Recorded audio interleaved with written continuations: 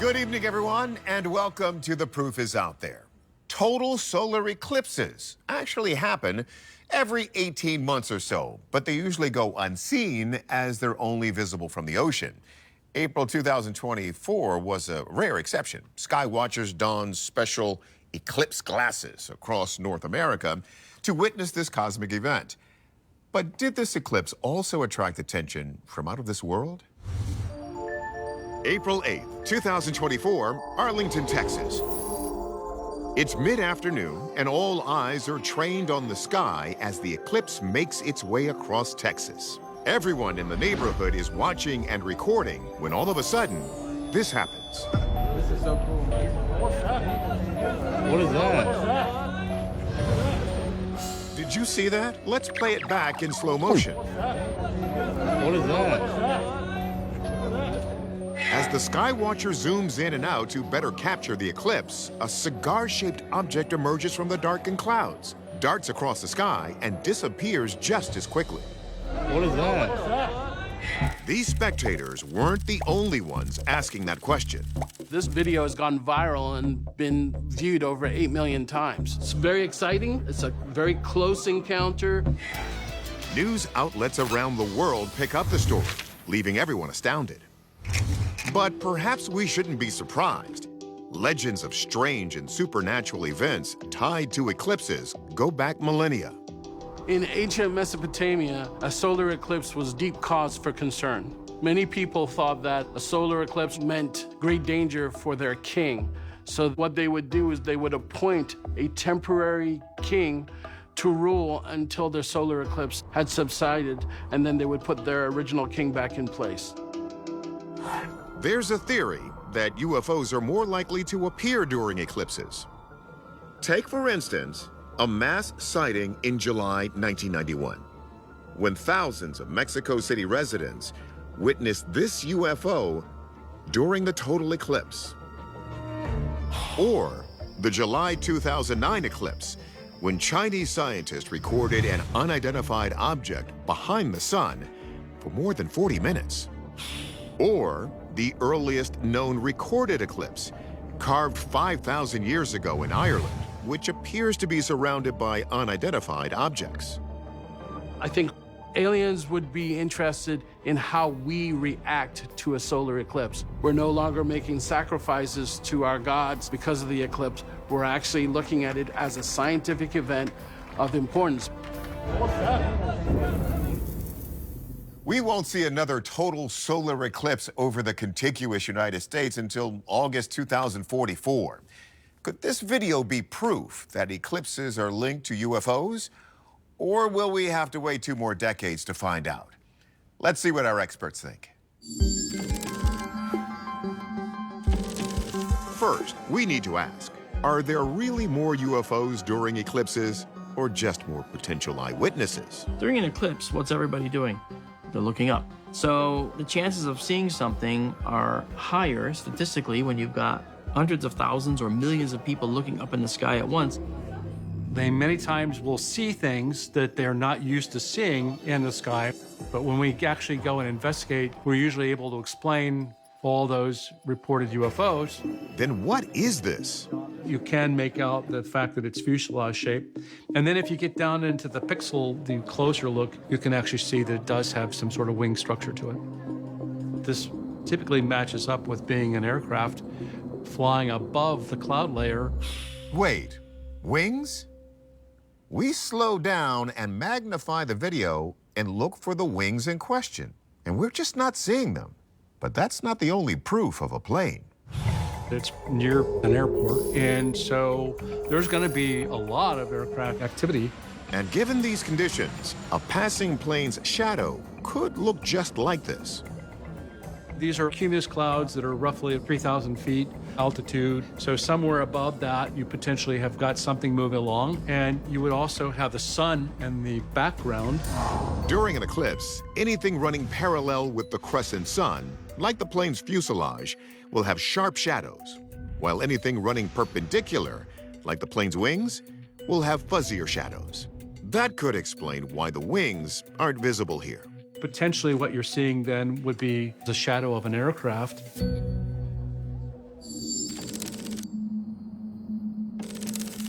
Our verdict, this is likely a plane casting one ominous-looking shadow down on the clouds. During the April 2024 eclipse, some airlines even offered special eclipse flights that offered an extra-long view of this celestial sight. But now, let's talk about a different kind of tourism, train travel. Recently, we profiled a couple of vacationers on a train who thought they caught a passing glimpse of a Bigfoot. Well, now, a couple of train passengers think their video captured a real-life river monster. July 2022, Kamloops, British Columbia. Arti Rani is taking a scenic Canadian train ride with her family when she decides to capture some video of the picturesque Thompson River. And that's when she captures this. Look at the waters churning, apparently because of something massive just beneath the surface. I just opened the window and said, something is very big there, really big. And when I saw that, I couldn't take off my eyes. I said, it's something there. And I was waiting because I thought maybe I'll see something else too. Unfortunately for RT, whatever it was never fully revealed itself. But some believe that this could be evidence of a creature we've covered in the past. Looking at this footage, I'm reminded of one of the most famous sea monsters of all time, the Cadborosaurus, also known as Caddy. Named after Cadboro Bay, located just 200 miles from where RT's video was shot, the Cadborosaurus is thought to be a massive serpentine-like creature that can reach nearly 60 feet in length. And according to some reports, there could be more than one. There's a very famous sighting that involved two float plane pilots in the 1990s. They were performing maneuvers off the coast and they suddenly saw these two 30-foot serpentine animals swimming in unison through the surf and leaving giant wakes in the water with their bodies. While normally spotted along the ocean, some have theorized that Caddy could have made its way up through the numerous connecting rivers. Meanwhile, others have wondered if the giant circular shell shape inside this wave is reminiscent of something like a giant circular shell. We can kind of see the scoots, the plates that we would expect to see on a turtle shell. There have been accounts of massive turtles in the world's oceans, often described as being up to 12 feet long. And one such prehistoric monster could be linked to this area. Archelon is the largest turtle that ever lived. It was around about 65, 66 million years ago. It lived in the shallow Cretaceous seas that once covered North America. It was about 12 to 13 feet long and maybe as wide as 15 feet across. Certainly one could make an argument that it's not impossible that something like the Archelon still exists. Now, perhaps you're thinking what many people on the internet thought when they first saw this video. This is just a rock or some object creating what looks like a creature moving underwater because the video is shot from a moving train. We've seen cases like that before, but when we showed this to our experts, they had another opinion.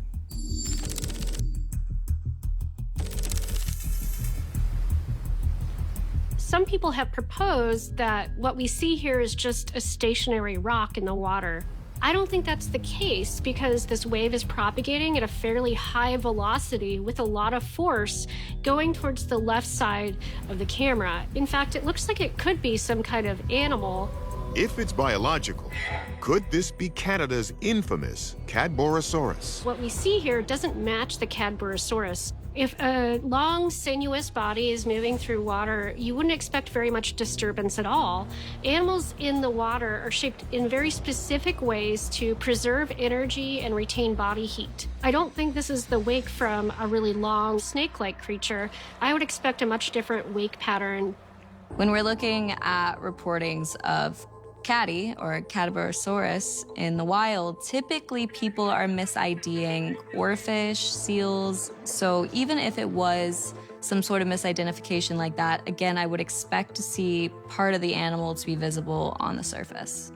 And as far as it being an archaic turtle like the Archelon, we're not buying that one either. There's a few reasons why I wouldn't lean that way. One, turtles do have to surface to breathe. So if we were looking at a big sea turtle like that, you would see a nose coming up, And also, in the late Cretaceous, temperatures in the seas over here used to be a lot warmer than they are now. Due to the changes in climate, that sea turtle could no longer exist in this region today. I've taken into account the location and all the possible animals this could be, and I think it's safe to say I don't actually know what this is or what's causing the wake, but I know it's very large.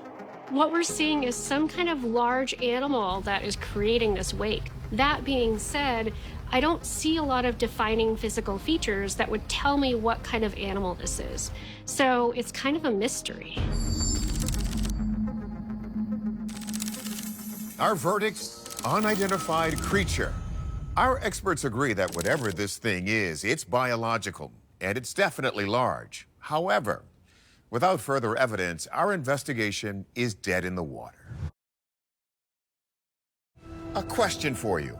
What's the wildest thing you found lying on the ground? Maybe some money, some jewelry, a phone?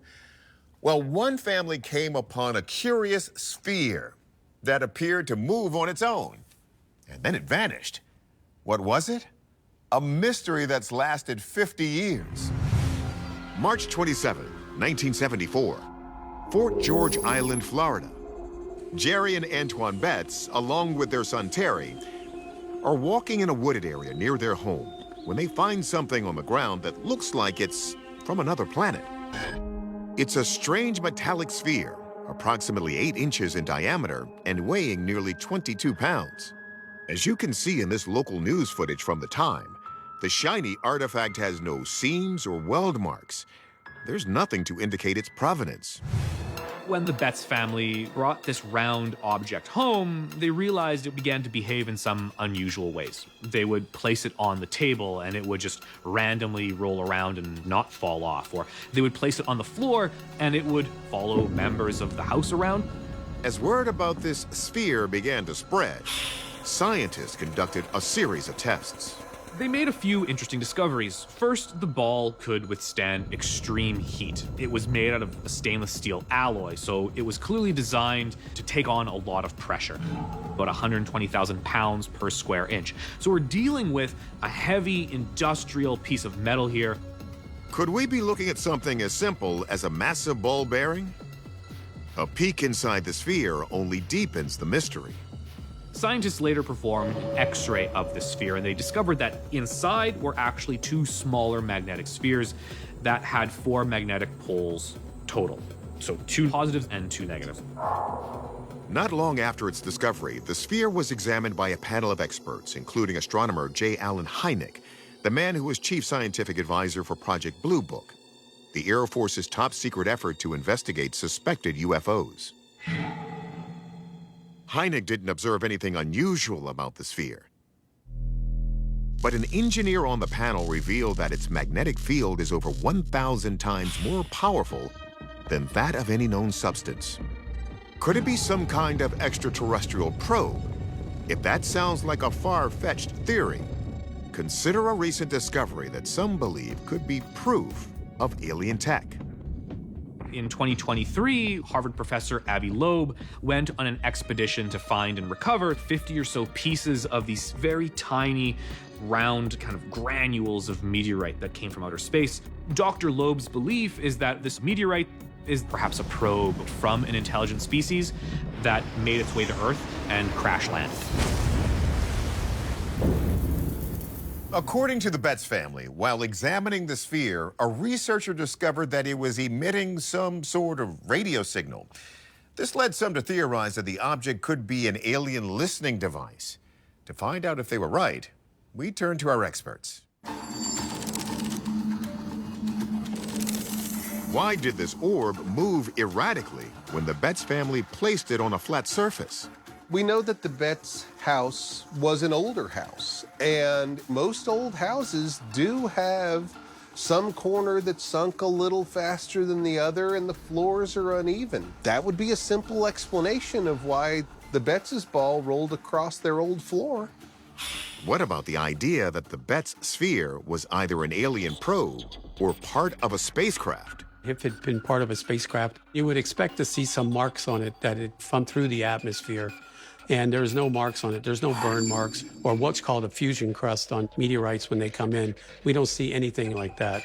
Also, you can rule out the idea that it's extraterrestrial because most of the studies that have been done shows that all the materials that make up the ball are found on Earth. But the question is, why would you want to make something this big and out of stainless steel? There could be one explanation.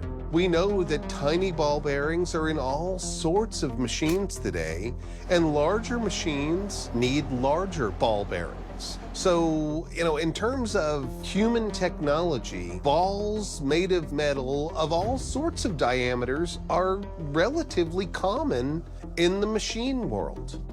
And as for those strange radio signals the sphere was emitting, maybe they weren't so strange. The idea that it emitted radio signals. That wouldn't surprise me since it's really just a huge hunk of stainless steel.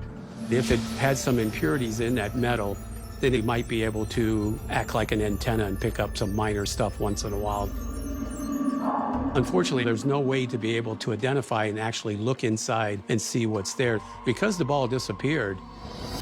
That's right. For years, the sphere, seen here at a panel of UFO investigators, changed hands between different researchers and institutions.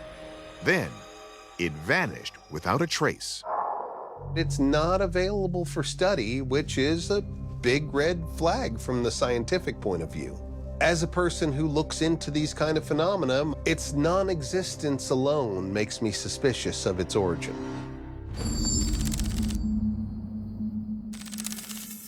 Our verdict? Unexplained.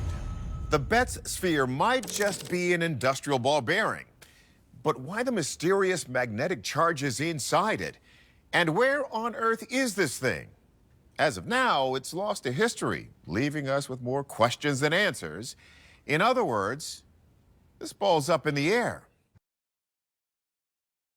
We've heard of moon truthers who think the lunar landings were hoaxes. But did you know there are also time truthers out there who claim we're actually closer to the year 1725 than 2025? What's their proof? Take a look. We're in Aachen, Germany for this one, specifically at the city's historic cathedral, constructed around the late 8th century. Its chapel is where the great King Charlemagne was buried. He ruled much of the continent from 768 to 814 AD. But for some, that last part about Charlemagne's rule is a complete fiction. When some people look at this cathedral, they see the impossible, that it could not have been built in the year 800. And they're trying to prove that important historical figures like Charlemagne never actually existed. Excuse me? We've heard of rewriting history, but fabricating it? Centuries worth? The idea is known as the phantom time hypothesis. The phantom time hypothesis was first floated by German historian Heribert Illig in 1991. According to this theory, the years between 614 and 911 simply didn't exist. Okay, this is tricky, so please pay attention as we explain. The phantom time hypothesis posits that Pope Sylvester II and Emperor Otto III, who ruled in about 1000 AD, actually lived back in the 700s. And they forged historical documents to add 300 years to the timeline. But why would they go to this trouble? The idea is they wanted to align their reigns with the year 1000, exactly 1 millennium after the birth of Jesus Christ, which they believed would have made their reigns more historically significant. An interesting story. Who doesn't love a good papal conspiracy? But where's the proof? Enter German researcher Dr. Hans Ulrich Nimitz. He pointed to several forged documents from the era and believes the church faked these documents, deeds for land and other trivial papers, to make it look like things had been happening in those years. They fast-forwarded over. And there are others who claim to have found forged documents from that era, including a professor at Exeter University. He discovered 17 forged documents by monks at a monastery from the early 1000s. How does Aachen Cathedral fit into all this? Nimitz said it was another example of the church fudging records to backfill missing centuries. He said the church was too architecturally advanced for the year 800 and was built later. According to Dr. Niemitz, there are no other cathedrals within 150 years of when Aachen Cathedral was said to have been built that have similar features. The cupola was built of stone, and the Franks at the time were building with wood. There were also more than 20 other features that he said he had not found in cathedrals built immediately before or after this one. Now, powerful people changing history to suit them is nothing new. In ancient Egypt, after the death of King Tutankhamun, court officials tried their best to erase any historical reference to the former pharaoh. But did a powerful cabal really fast forward the calendar and make up 3 centuries? Putting it mildly, we need some proof. One part of the theory is fact. Forgeries by clergy in the Middle Ages were widespread, especially when it came to land deeds. The best conspiracy theories always have at their heart a grain of truth. And in this case, it is absolutely true that documents were being forged left and right in the medieval times. The priests were doing this for sometimes simple reasons. These forgeries were kind of precautions against the growingly powerful aristocracy and their claims that they in fact owned the land, not the church. The missing time theory is extremely flawed. How can one pope in one country on one continent convince the entire planet, including people in Africa, Asia, and Australia, to all just make up a few hundred years in their history books and make up fictional people? The phantom time hypothesis uses purely European historical examples to build its argument. We have probably thousands of documents from China that talk about a very verifiable narrative of history happening at that time. We also have Maya writing that goes right through that time period, and we connect those historical events through carbon-14 dates. So no other culture seems to be missing 300 years. Then why did Aachen Cathedral look so advanced for its time? When we look at what it is and what it represented, I think it makes sense in its context. Charlemagne had resources from the entire area of Europe. So even though there wasn't a tradition of this kind of architecture here, he took people from far, far away and ideas and architecture from far away and established his new kingdom there. Our verdict? Debunked theory. Those 3 centuries are staying right where they've always been. So the old adage is true. None of us is getting any younger. UFO cloaking. The idea that UFOs can hide or disappear to avoid detection has been a hot topic among believers for years. Is alien tech lurking in plain sight? And do 2 classic UFO photos provide the proof? March 22nd, 1966. It's a clear morning on Chalk Mountain in Climax, Colorado. And technicians Robert Brinker and Wilbur Johnson are taking the Snowcat for a spin, snapping photographs around their weather station. As far as they remember, it's an uneventful morning. But when Brinker develops the film, he discovers this. An enormous, saucer-shaped object appears to hover above the mountains. It has 2 distinct parts, a wide, domed top and a ridge wrapping around the bottom. What's most peculiar about the object is that it appears to be translucent. Coincidentally, this wasn't the only picture that was taken that year that showed some sort of translucent or transparent UFO. In fact, in Hillsdale County, Michigan, there's another photograph of something similar. Just 1 day before the Colorado photo is snapped, the Hillsdale County Civil Defense Director, William Van Horn, arrives at Hillsdale College to investigate strange lights spotted by a group of students. Their sighting is just the latest in a wave of sightings across Michigan. And when William arrives, he too sees the strange object in the sky. After that, it doesn't take long for the Air Force to get involved. The Air Force conducted its own investigation. And surprise, surprise, they concluded it was swamp gas. So Mr. William Van Horn decided to release this photograph in order to challenge the Air Force's official position. Van Horn's UFO picture was also translucent and saucer-shaped. Could these translucent saucers be proof of a theory popular among UFO believers? There was discussion whether or not this was evidence of cloaking, whether an alien was using some technology to camouflage itself within its surroundings. The idea is that UFOs have the technology to turn invisible or cloak to evade detection, which would explain why there are so few clear photos of them. Could this be evidence that aliens have been hiding in plain sight this whole time? If aliens invisible to the human eye really are living among us, does that mean there could be one here or here? And do these photos offer proof that they've arrived? Our experts look into it. Before we stampede towards some exotic theory, we ask if this UFO could just be a cloud. My first thought when I first saw this image is that we're looking at a lenticular cloud. Lenticular clouds often look like a contact lens, a concave shape. Lenticular clouds form when wind pushes moist air up onto a mountaintop. Then, as the air cools, it forms a cloud. Interestingly enough, the weather on March 22nd, 1966 showed that the lowest wind speeds across the country were right over Chalk Mountain. So I don't think the conditions were right for a lenticular cloud to form. Plus, a cloud would have been plain to see for the two eyewitnesses. So, could it be that an invisible UFO was hiding right before their very eyes, only to be captured on film?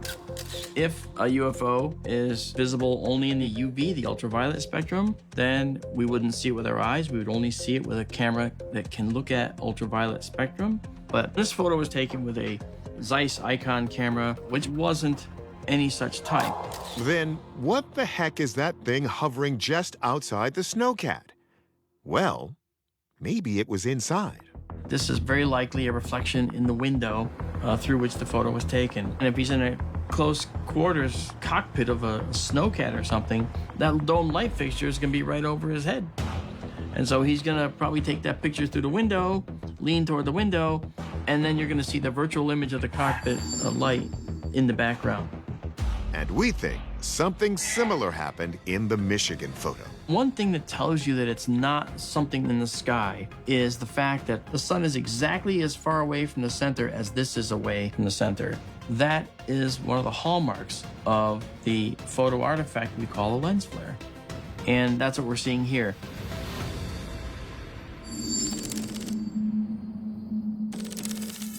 Our verdict, a reflection and a lens flare. These weren't UFOs in hidden light spectrums. They were tricks of light in the spectrum we do see. We know whales are one of the smartest species on the planet, and they communicate with each other. But are they also trying to talk to us? And if so, are they doing it with math?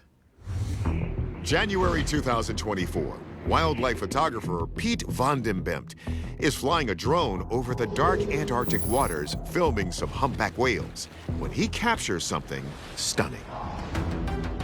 Two formations of a spiral pattern emerge in the water, made up of little bubbles slowly rising and then bursting at the surface.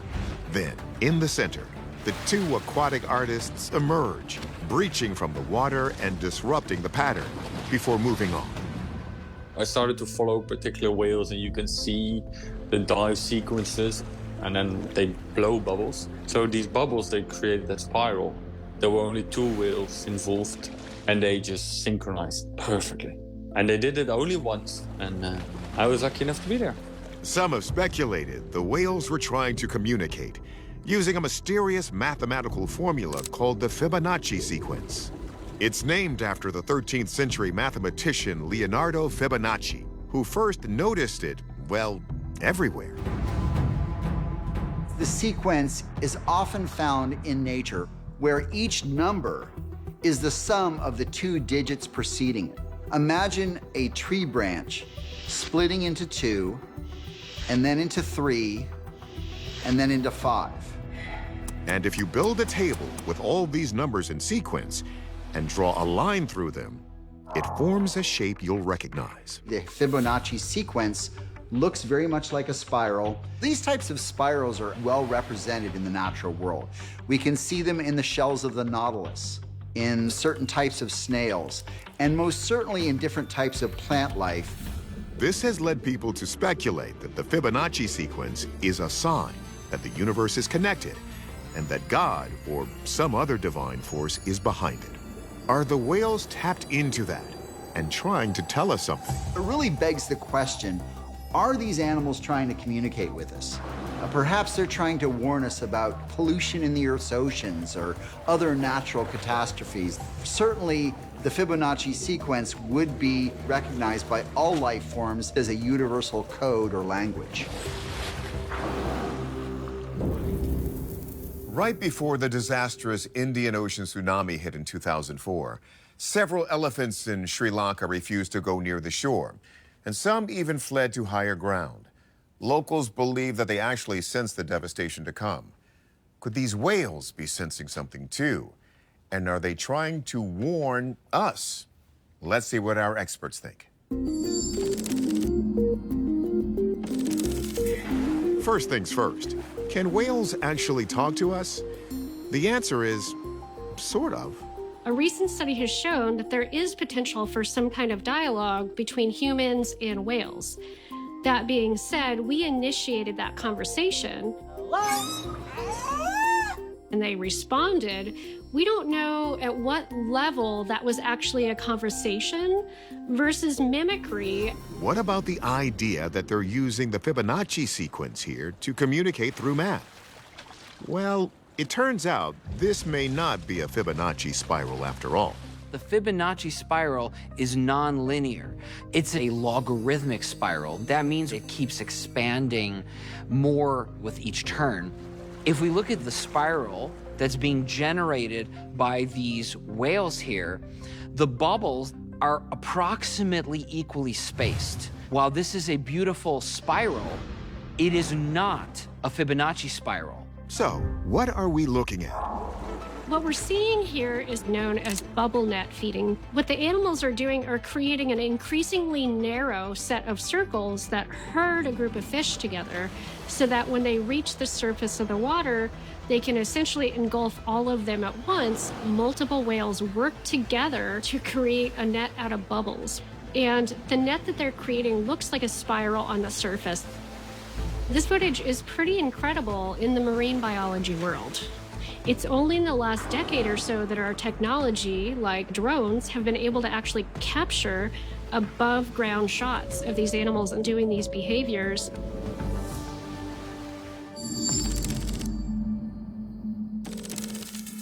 Our verdict? We agree with Shea Steingass. What we are seeing here are bubble net formations. One study found that humpbacks even tailor their nets depending on the type of food they're eating. And while not as extraordinary as sending a coded message, this is a phenomenon that's extremely rare to see. What if there were an extraterrestrial technology that could harness the power of a star? In 1960, physicist Freeman Dyson theorized that advanced aliens might create megastructures to surround stars and capture their energy. Are a set of deep space photos proof it's already happened? May 2024, London, England.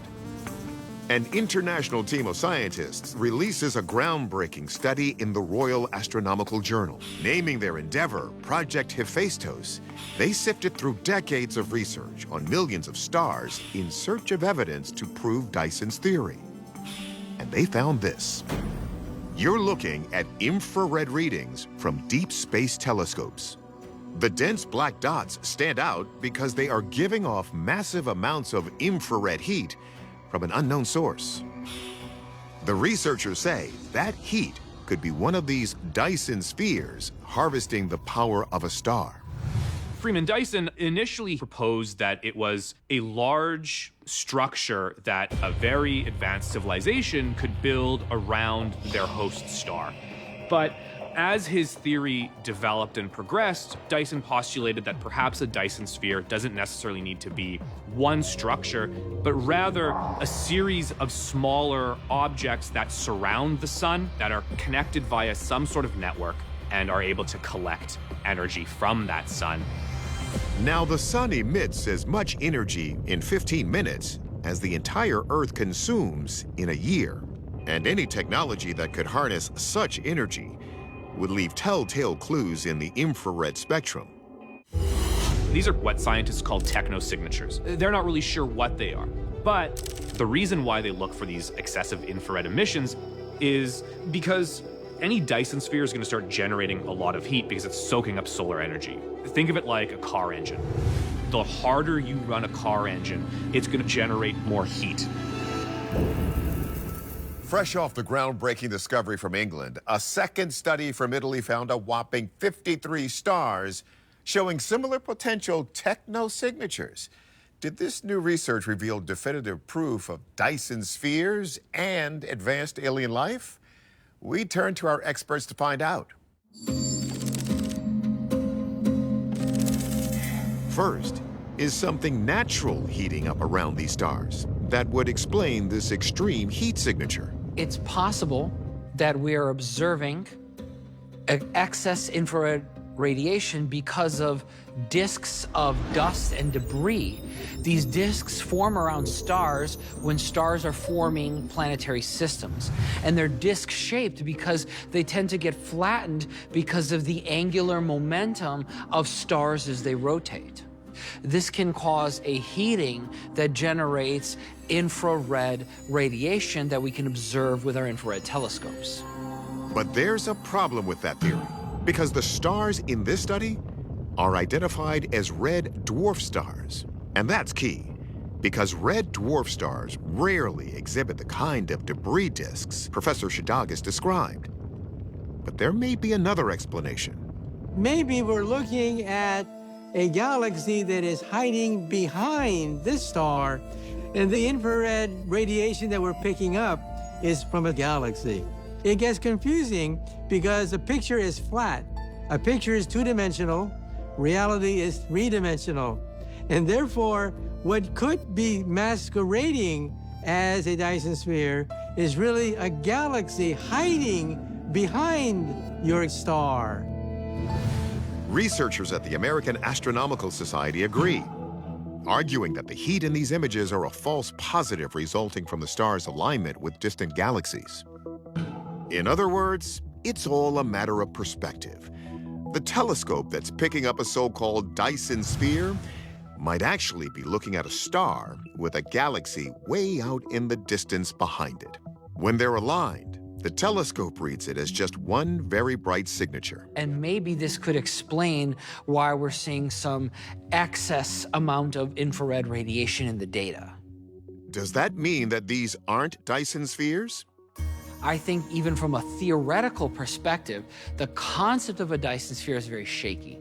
If a Dyson sphere is going to be measurable at a distance because of its infrared signature from the other side of the Dyson sphere, that means it's probably not very efficient then at holding all that energy. And even if there are civilizations out there millions and billions of years older than us, I can think of a lot better ways of harnessing energy than the construction of a Dyson sphere.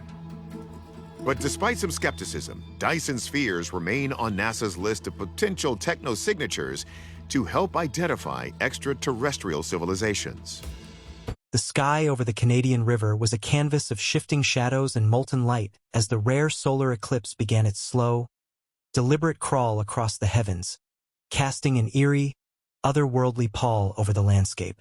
Those who had traveled to this remote stretch of wilderness were scattered along the riverbanks, their eyes skyward, cameras raised, phones recording, some with telescopes and homemade contraptions designed to capture what, for most, was a once-in-a-lifetime event.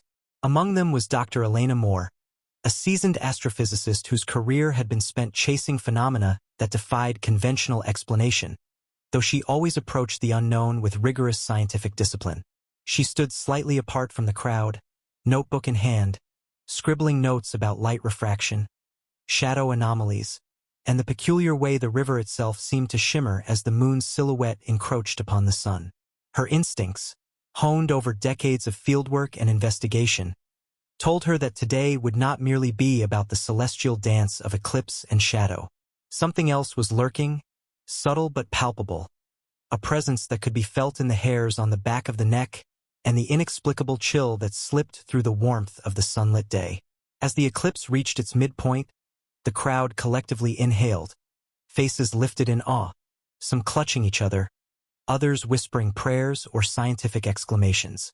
The moment of totality fell over them like a blanket of liquid night, and in that instant, the river seemed to respond, rippling with a strange, almost sentient motion, as if the water itself were aware of something beyond human perception. Elena's eyes narrowed as she noticed movement on the far bank, where the trees cast impossibly long shadows in the dimmed light. There, just at the edge of visibility, a figure, or perhaps a glimmer of something not quite human, shifted with an unnatural grace. She blinked, convinced it was a trick of light or the collective imagination of an entranced crowd, yet her instincts screamed otherwise. The eclipse was fleeting, the totality lasting barely 2 minutes, but in that brief window, something extraordinary had occurred. A streak of luminescence, not comet or meteor, arced silently across the sky and seemed to descend toward the river, vanishing into the trees with a speed that defied earthly physics. Gasps and murmurs rippled through the crowd as cameras and phones captured nothing more than distorted lens flares and vague shadows. Elena, however, knew what she had seen. The weight of experience told her that this was no natural phenomenon, no optical illusion. This was something that demanded investigation, documentation, and, above all, a recognition that humanity's understanding of the cosmos was still infantile. She scanned the riverbanks for other witnesses, spotting a small group huddled near the water's edge, their expressions a mixture of fear, wonder, and confusion. One man, wearing a faded baseball cap and holding a weathered camcorder, muttered under his breath about lights in the sky and shapes that moved against the wind. Another woman, her scarf flapping in the sudden chill, insisted she saw a ship of some sort hovering above the treeline, its metallic surface reflecting the crescent sun like a polished mirror. Elena approached them, introducing herself as a researcher and explaining she was there to study anomalies. But her voice was barely audible over the river's sudden, urgent roar, which had grown louder despite no wind or rain to explain the disturbance. The air smelled strange, like ozone mixed with the earthy tang of the forest, and the hairs on her arms rose as an invisible current of energy passed through the clearing. She felt, with an almost intrusive intimacy, that the river itself was a conduit, channeling some force from the sky to the earth, and perhaps beyond. By the time the moon had drifted past the sun and daylight returned in its half-lit, golden glory, the crowd had begun to disperse, satisfied with their fleeting glimpse of cosmic wonder, unaware that something significant had just occurred. Elena remained, notebook open, scribbling observations with feverish intensity, recording the anomalies she had witnessed and correlating them with atmospheric readings from her portable sensors. The river's surface continued to shimmer, the water reflecting not only sunlight but a spectrum of colors that defied explanation, as if it were teasing a reality that existed outside of human perception. Her mind raced through possibilities, meteorological, optical, technological, but none fit. Every rational explanation fell away in the presence of evidence that was simultaneously subtle and undeniable. As she packed her equipment, a rustling in the underbrush caught her attention. From the treeline emerged a figure, moving deliberately, not with fear or hesitation, but with an almost mechanical precision. Elena froze, notebook clutched to her chest, heart hammering against her ribs. The figure was humanoid in shape but impossibly tall, with limbs that extended in ways human anatomy would not permit. Its surface shimmered faintly, reflecting the environment in an unnatural way, and though it made no sound, its presence conveyed an overwhelming sense of awareness. Elena's rational mind wavered between disbelief and the primal recognition that she was encountering something beyond her understanding, something that might redefine what humanity knew about life and intelligence in the universe. She took a cautious step forward, notebook held out in what she hoped was a gesture of neutrality, and the figure paused, tilting its head in a way that suggested curiosity rather than hostility. In the brief seconds that followed, a connection, unspoken, profound, and inexplicably intimate, was formed between observer and observed, bridging the chasm between human and unknown. Then, with a speed that defied perception, the figure turned and disappeared back into the forest, leaving only a faint shimmer in the air and the lingering scent of ozone. Elena sank to the riverbank, overwhelmed by adrenaline and awe, her mind struggling to process the implications of what she had just witnessed. Her instincts, honed through decades of research, told her this was the beginning of something monumental. She would need to document everything, collect witness statements, and return with a team prepared for phenomena that could not be explained by conventional science. In the following hours, she began recording interviews with those who had lingered, comparing accounts, noting inconsistencies, and identifying patterns. Some spoke of lights and shapes that defied gravity. Others mentioned a sudden sense of being observed, a feeling of presence that lingered even after the eclipse had ended. Many were frightened, some exhilarated. Others dismissed their experiences as hallucinations induced by the eclipse's rare intensity. Elena noted each account with meticulous detail, cross-referencing environmental data, timestamps, and photographic evidence. By evening, the river had returned to a semblance of normalcy, though the water still shimmered faintly, hinting at the residue of energy left behind by the encounter. She set up her equipment for overnight observation, placing sensors along the riverbank, cameras aimed at the treeline, and instruments designed to detect electromagnetic fluctuations.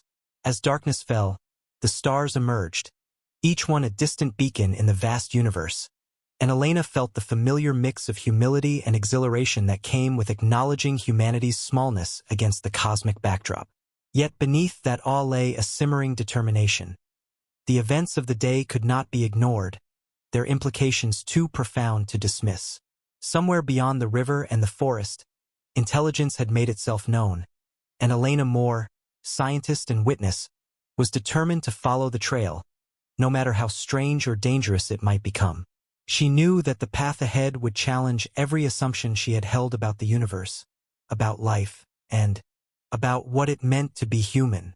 But even in the face of uncertainty, her resolve was absolute.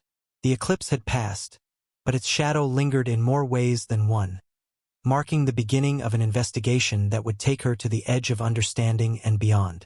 And as she looked once more at the river, now calm under the starlight, a subtle movement caught her eye, a ripple that seemed to defy wind or current, as if the water itself were a mirror reflecting a presence just beyond human comprehension, waiting for the right moment to reveal itself once more. Night settled over the Canadian River with a stillness that was almost unnatural, the kind of quiet that amplifies every rustle, every whisper, and every heartbeat. Dr. Elena Moore remained at her makeshift observation post, her equipment humming softly in the darkness, recording electromagnetic fluctuations, temperature shifts, and subtle changes in ambient light. She knew instinctively that the events of the eclipse were only the beginning, and she could feel a kind of energy in the air that defied rational explanation. The river, still shimmering faintly under the moonlight, seemed alive in a way she had never encountered, as if it were a conduit for something beyond the natural world. Every now and then, her sensors would spike, registering bursts of energy that could not be attributed to atmospheric conditions or human activity. Elena made meticulous notes, her mind racing through hypotheses. Could this be a form of communication, a signal deliberately encoded in the electromagnetic spectrum? Or perhaps an unknown natural phenomenon that mimics sentience? Neither explanation felt sufficient, and she knew instinctively that she was on the cusp of a discovery that could alter humanity's understanding of reality. Hours passed in tense observation, broken only by the occasional intrusion of a distant owl or the rustle of nocturnal animals. Then, as the first hints of dawn touched the treetops, a subtle vibration underfoot drew her attention. The river, which had been calm, began to ripple in ways that defied the current, forming concentric circles that expanded outward, reflecting the pale light in prismatic colors. Elena's heart quickened. She raised her camera, adjusting the focus to capture the strange phenomenon, but the images revealed nothing that matched her naked eye perception. just a distortion of light and shadow. A sound followed, low and resonant, almost like a hum from the earth itself, vibrating in her chest and reverberating through the ground. Elena's hands shook as she adjusted her instruments, trying to measure the source. Then she saw it. A faint glow emerging from the river itself, as if the water were splitting the veil between worlds. From that luminescence rose a form, indistinct at first, like mist given shape, gradually resolving into something humanoid yet impossibly alien. Its limbs moved with an elegance that defied gravity, the surface of its body shimmering with the refracted light of the rising sun. Elena's rational mind wrestled with disbelief, but every fiber of her being knew the truth. This was not human, not animal, not any known life form on Earth. She took careful steps closer, notebook in hand, documenting the encounter, though she was acutely aware that words could never fully capture the enormity of what she was witnessing. The entity seemed to regard her with intent, tilting its elongated head, and in that moment, a silent exchange occurred, a transmission not of sound, but of thought and sensation. Elena felt emotions, images, and concepts flowing into her consciousness with clarity she had never experienced. A vision of vast interstellar travel, of civilizations observing each other across unimaginable distances, and of Earth's place in a cosmic network of intelligence. She staggered back, overwhelmed by the influx, but the entity made no aggressive moves. Instead, it lingered, a sentinel in the river, a living bridge between what was known and what was possible. Suddenly, a crackling sound broke the momentary trance. A group of hikers who had wandered near the riverbank gasped at the sight, their exclamations breaking the delicate connection. The entity recoiled slightly, shimmering more intensely, and then, with a fluid motion, it ascended from the water and shot skyward, leaving a streak of light that vanished into the upper atmosphere. Elena dropped to her knees, breathless, her hands trembling, the notebook sliding from her grasp. The others were staring in awe, fear, and confusion, asking questions she could not answer aloud, because language failed to capture the encounter. She gathered herself, signaling for calm, and began instructing them to document everything. Times, positions, descriptions of what they had seen. Some resisted, claiming it was a dream, a hallucination brought on by the rare eclipse. Elena knew better. She compiled a mental list of the witnesses, noting which ones had recorded video or photographs, and which had simply observed. Cross-referencing human perception with electronic data would be crucial for validation, and she resolved to form a team to investigate further. Over the next few days, Elena conducted interviews, reviewed recordings, and analyzed environmental data. The patterns were startling. The river's fluctuations, the electromagnetic pulses, and even subtle changes in air pressure coincided precisely with the entity's appearances. It was as if the environment itself had been a tool, manipulated or influenced by the intelligence she had encountered. She could not ignore the possibility that these were deliberate actions, communication attempts, or even experiments in observation. One night, as she reviewed her recordings in her modest cabin near the river, an anomaly appeared on video. A fleeting, translucent figure moving along the far bank, just beyond the treeline, its movements precise and deliberate. She enhanced the footage, frame by frame, noting the uncanny geometry of its motion, angles that no human could achieve, yet deliberate in its intent. The image alone defied explanation, yet Elena's experience at the eclipse had prepared her to accept that the universe was far stranger than most were willing to admit. Her scientific curiosity flared. She organized a field expedition, recruiting a small group of researchers, videographers, and environmental scientists. Their mission was not only to observe but to gather as much data as possible in situ. They set up multiple monitoring stations along the river, employing infrared cameras, magnetometers, high-speed cameras, and even rudimentary sonar equipment to detect anomalies in the water. Each night, they observed subtle movements, ripples with no wind, reflections that did not align with physical objects, and strange bursts of light that appeared only in infrared or ultraviolet spectra. The more data they collected, the more compelling the evidence became. Some intelligent presence was interacting with the environment, perhaps studying them as much as they were studying it. Elena worked tirelessly, her notes growing voluminous, her sleep fragmented, as she began to piece together a pattern. The appearances coincided with minor fluctuations in geomagnetic activity and seemed to peak when the river's water level rose slightly due to upstream currents. It was as if the entity was attuned to natural rhythms, using them as markers or communication signals. One evening, as they deployed a new array of instruments along a particularly secluded stretch of riverbank, Elena observed a subtle shimmer in the water's reflection. She adjusted the cameras, zoomed in, and there it was, a humanoid form just barely perceptible, moving with deliberate grace. Unlike the first encounter, this one lingered, observing them. Elena's heart pounded as she realized the entity was aware of their efforts to monitor it. She noted every detail: limb proportions, reflective surfaces, posture, and the strange geometry of its movement. Attempts to communicate verbally or with lights yielded no response, yet the creature seemed to study them, as if analyzing their intentions. Days turned into nights, each marked by anticipation and fleeting glimpses, each observation adding to a complex mosaic of interaction. The local wildlife reacted strangely, birds avoiding the area at unusual times, fish leaping from the water in coordinated bursts, and insects behaving in patterns that suggested heightened environmental energy. Elena's team grew both awed and apprehensive. They were participants in an unfolding mystery that defied every conventional explanation. She maintained rigorous documentation, insisting that subjective experience be supplemented with empirical data, knowing that the credibility of their findings depended on this balance. Through meticulous analysis, she began to identify behavioral patterns. Appearances were more frequent during low-light periods, movements often synchronized with specific celestial alignments, and the entity seemed capable of manipulating local physical phenomena in subtle ways. It was a revelation that challenged every tenet of her scientific training. Life could exist and operate beyond the constraints of gravity, perception, and known physics. One night, a breakthrough occurred. While reviewing infrared footage, Elena noticed a series of rapid pulses along the riverbank, pulses that corresponded to her own heartbeat and movements. It was as if the entity was mirroring them, responding to their presence in a way that suggested deliberate interaction. The implications were staggering.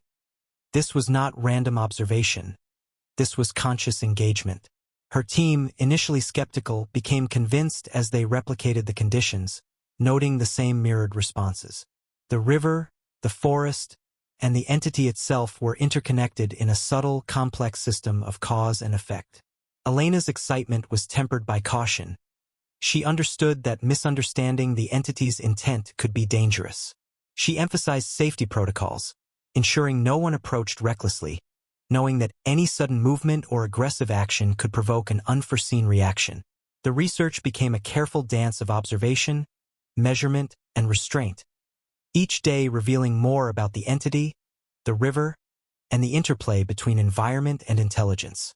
By the end of the second week, Elena had compiled an unprecedented dataset.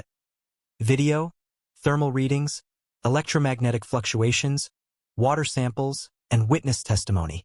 Each piece suggested a coherent presence capable of manipulating both perception and physical matter in ways that were scientifically unprecedented. Yet the entity itself remained elusive, a shadow between dimensions, revealing enough to confirm existence but withholding much that would clarify purpose. She was driven by questions that had no immediate answers. Why here, at this river? Why now, in conjunction with the eclipse? Was this a first contact scenario, a study, or something beyond her comprehension? The thrill of discovery mingled with the weight of responsibility. She knew that humanity's understanding of life, intelligence, and the universe would be forever altered by what they had witnessed, even if the broader world remained unaware. And as she watched the river glimmer under the moonlight, Elena felt a profound certainty that this was only the beginning, a prelude to revelations that would challenge every assumption she had ever held and push the boundaries of scientific inquiry to their absolute limits. The following morning, the Canadian river appeared deceptively tranquil, its surface reflecting the pale light of dawn as if nothing had occurred. Yet Elena knew better. The previous week had fundamentally altered the meaning of reality for her. transforming the river from a mere geographic feature into a locus of unexplained phenomena. She gathered her team, discussing the anomalies observed overnight. The subtle luminescent glimmers, the rhythmic water pulses, the intermittent electromagnetic spikes, all coinciding with celestial alignments. Despite meticulous documentation, no conventional explanation satisfied her, and every new observation deepened the mystery rather than resolving it. The entity, whatever it was, remained elusive, appearing in brief, ghostly glimpses and then vanishing, leaving the team to interpret its presence through indirect evidence alone. Determined to push further, Elena organized an expedition upriver to a narrow bend framed by dense conifers, where the water deepened and the canopy created natural shadows ideal for observing subtle light interactions. They carried high-resolution cameras, infrared sensors, magnetometers, and portable spectrometers, instruments carefully chosen to capture any anomaly that might arise. The journey itself was tense. The wilderness was quiet in an unnatural way, each rustle of leaves or distant bird call amplified by the team's heightened awareness. Elena walked ahead, her notebook in hand, her mind cataloging every environmental detail, every pattern of movement, every subtle shift in air pressure or temperature. As they reached the bend, a shimmer across the water caught her eye. She paused, signaling the others to stop, and observed a ripple that moved against the current, originating from the center of the river. The shimmer grew, taking shape as a humanoid form, elongated and impossibly smooth, its surface reflecting the muted sunlight in a spectral array. The team froze, holding their instruments steady, capturing what Elena recognized as another unambiguous encounter.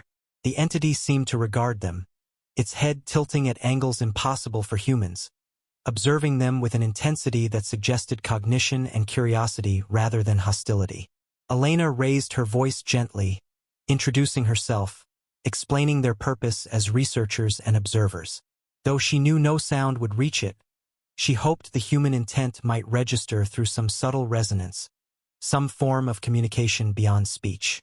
Then, almost imperceptibly, the entity moved closer, gliding along the water's surface with a motion that was both fluid and deliberate. The river responded in kind. Currents shifted, reflecting its movement, and ripples spread outward as though the water itself were an extension of its will. Elena felt a shiver run down her spine, a mixture of fear, awe, and exhilaration. She realized that this intelligence, while alien in form, was interacting with the physical environment in a way that suggested understanding, perhaps even a rudimentary form of dialogue. The entity paused, hovering just above the river, its surface shimmering with prismatic colors that seemed to encode information, though she could not decipher its meaning. Her instruments recorded subtle electromagnetic variations, pulses that correlated with the entity's movements and the river's responses. This was no random occurrence. It was deliberate, structured, and intelligible, an encounter with a being capable of influencing matter and energy in ways human science could barely comprehend. As the encounter continued, a low hum, barely perceptible, vibrated through the air and the riverbed, resonating in Elena's chest and causing her team to glance nervously at one another. The sound was rhythmic, almost musical, and seemed to carry patterns, like a signal embedded in the vibration itself. Elena felt an urge to document it meticulously, realizing that these patterns could form the basis for understanding or even communication. Hours passed in a tense observation of near total silence, broken only by the occasional rustle of the forest or the low murmur of the river. The entity remained for a prolonged period, studying them, before slowly retreating into the treeline, leaving only a lingering shimmer and a faint sense of resonance in the environment. Elena immediately began analyzing the recorded data, correlating the timing of the entity's appearance with environmental factors, electromagnetic readings, and celestial alignments. The patterns were complex, repeating but with subtle variations, as if the entity were experimenting, testing responses, or conveying information through indirect means. That night, Elena and her team reviewed the footage in the cabin, comparing it to prior recordings. Each observation added layers of complexity. The entity's movement patterns were not random. Its interactions with the river and forest suggested awareness of both space and observers. It seemed to anticipate their actions, responding to human presence without physical contact, as if it understood the principles of observation and perception.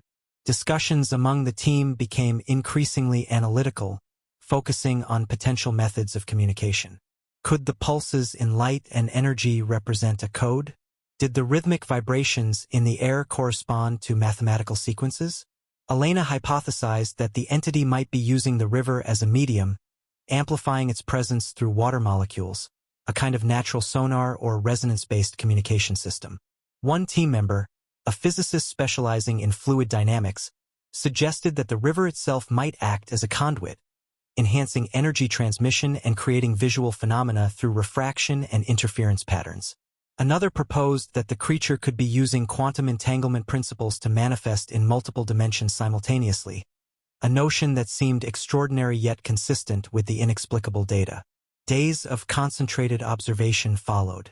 Each night, the team positioned themselves along different points of the river, adjusting cameras, sensors, and other instruments to capture the entity's appearances from multiple angles. Each encounter offered new insights: subtle shifts in electromagnetic readings, micro-changes in water currents, and faint thermal signatures that defied the natural environment. Elena meticulously cataloged these phenomena, seeking correlations that could reveal patterns or intent. One morning, a breakthrough occurred. While reviewing infrared footage, Elena noticed the entity moving along a path that correlated precisely with her team's previous positioning. It appeared to be following their observational setup, adjusting its movements to ensure maximum interaction or perhaps to communicate through visual cues. She shared the discovery with her team, noting that the entity's behavior suggested problem-solving ability and awareness of human intent. Discussions turned to the implications of their findings. If the entity could manipulate physical systems, respond to human presence, and potentially encode information through environmental manipulation, it represented an intelligence vastly different from anything previously encountered on Earth. Elena emphasized caution. Understanding required patience, restraint, and rigorous documentation. They could not risk provoking a reaction that might disrupt the delicate balance of observation. Over the next several nights, they conducted controlled experiments, altering positions, introducing patterned lights, and even playing rhythmic sound sequences near the riverbank. Each experiment elicited subtle responses: ripples in the water, changes in electromagnetic fields, and light fluctuations. The entity's behavior suggested not only awareness but also adaptability, as if it were learning or testing human comprehension. One particularly significant observation involved a temporary disappearance followed by a synchronized surge of energy along the river. The entity had vanished visually but left behind measurable disturbances in water density, magnetic fields, and ambient light. Elena concluded that the being could exist partially out of phase with conventional perception, interacting with the material world selectively and deliberately. The team became increasingly attuned to the subtle cues: changes in river currents, faint air vibrations, and the shimmer of light on the water's surface. They documented every nuance, building a multidimensional profile of the entity's behavior. Elena theorized that it might be attempting a form of communication entirely outside human sensory perception, perhaps employing a combination of visual, electromagnetic, and kinetic signals. The river, forest, and celestial events were all integral components of this complex interaction. As the second week of observation concluded, Elena synthesized their findings, preparing for a more ambitious phase of investigation. She planned to deploy a network of sensors along several kilometers of the river, combining environmental data collection with real-time analysis of electromagnetic and kinetic activity. Her goal was to detect patterns, anticipate appearances, and potentially establish a form of interaction with the entity. Yet, even as she meticulously prepared, a sense of humility pervaded her thoughts. Humanity's understanding of intelligence, life, and consciousness was limited, and these encounters revealed how far beyond those limits the universe might extend. Each observation reinforced a single undeniable truth: the entity was sentient, aware, and capable of influencing the environment in ways that suggested both intelligence and intent. The implications were staggering, touching upon questions of existence, cosmology, and the very nature of perception. Elena felt the weight of responsibility. Their work could redefine humanity's understanding of life and the universe itself. And as she looked out over the river, its surface glimmering faintly in the moonlight, she understood that this was only the beginning. The entity had revealed enough to prove its presence, yet withheld much, challenging the team to observe, deduce, and respect the boundaries of an intelligence far greater than their own. The Canadian River, once a place of quiet natural beauty, had become a laboratory of the extraordinary, a threshold between the known and the unknown, where each ripple, shimmer, and pulse carried the potential to unlock secrets that humanity had never imagined. By the fourth week of their investigation, Elena Moore and her team had settled into a rigorous rhythm along the Canadian River. Their days filled with data collection, environmental monitoring, and meticulous analysis of every anomaly.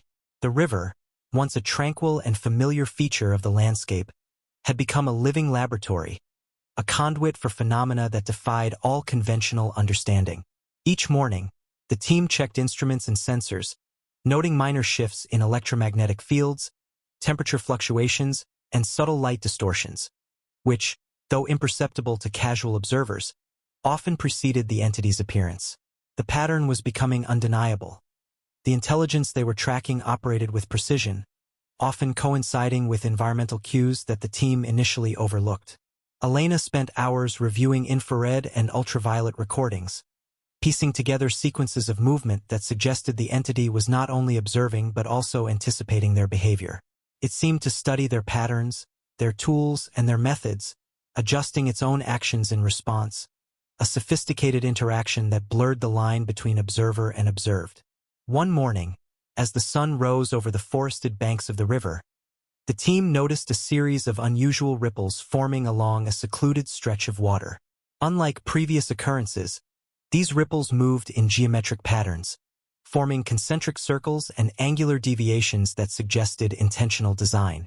Elena adjusted the high-speed cameras and spectrometers, capturing the phenomenon in unprecedented detail. The patterns coincided with faint electromagnetic pulses, each pulse lasting less than a second, yet forming a rhythm that resonated through both the instruments and her own perception. She began to hypothesize that the entity might be using the river as a medium to transmit information, a natural interface allowing for interaction through water, light, and energy. The team debated the possibility, considering whether the intelligence could manipulate physical matter at a quantum level, creating observable effects without revealing its full presence. That night, they conducted a controlled experiment, projecting coded sequences of light across the water surface while recording any response. Hours passed with only subtle disturbances, small shifts in ripples, faint luminescence, and barely perceptible electromagnetic spikes. Yet Elena remained confident that the entity was responding, albeit subtly, using methods beyond their current understanding. The pattern suggested a deliberate form of engagement, a communication that demanded patience and nuanced observation. In the days that followed, Elena expanded their observational network, deploying additional sensors and strategically positioning team members to cover multiple angles along the river. Every motion, every light fluctuation, and every change in water density was meticulously logged. Gradually, the entity began to reveal more complex behavior. Movements that had once been fleeting now lasted longer, the humanoid form lingering at points along the river, observing, adjusting, and occasionally interacting with environmental features in ways that suggested intention. Elena theorized that this prolonged presence indicated a level of trust or at least recognition of their observational integrity. The team observed instances where subtle changes in lighting and electromagnetic fields occurred in response to their presence, almost as if the entity were acknowledging their attention. It became clear that patience and restraint were critical. Aggressive or hasty movements could disrupt the interaction. On the fourth night of extended observation, a breakthrough occurred. Elena, monitoring the infrared footage, noticed the entity positioning itself along a specific alignment with the river and nearby trees. Simultaneously, the water began to ripple in a pattern that appeared synchronized with the team's own movements and sensor activity. Elena realized that the entity might be encoding a form of data or response through a combination of light, motion, and energy.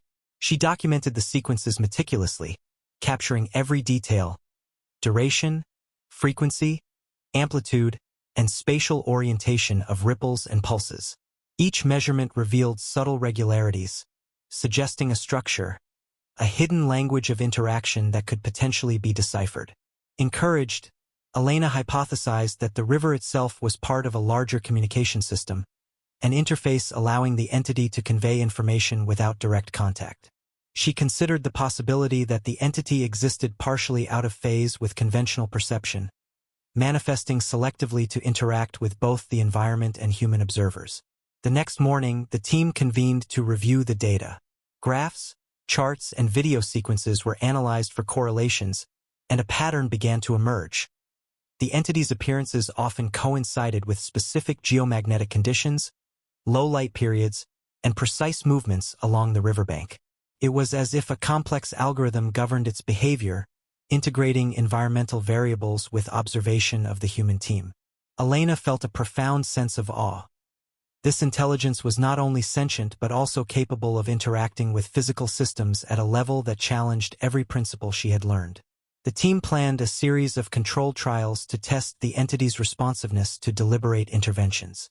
Using patterned lights, measured sound pulses, and subtle manipulations of water flow, they sought to elicit repeatable responses.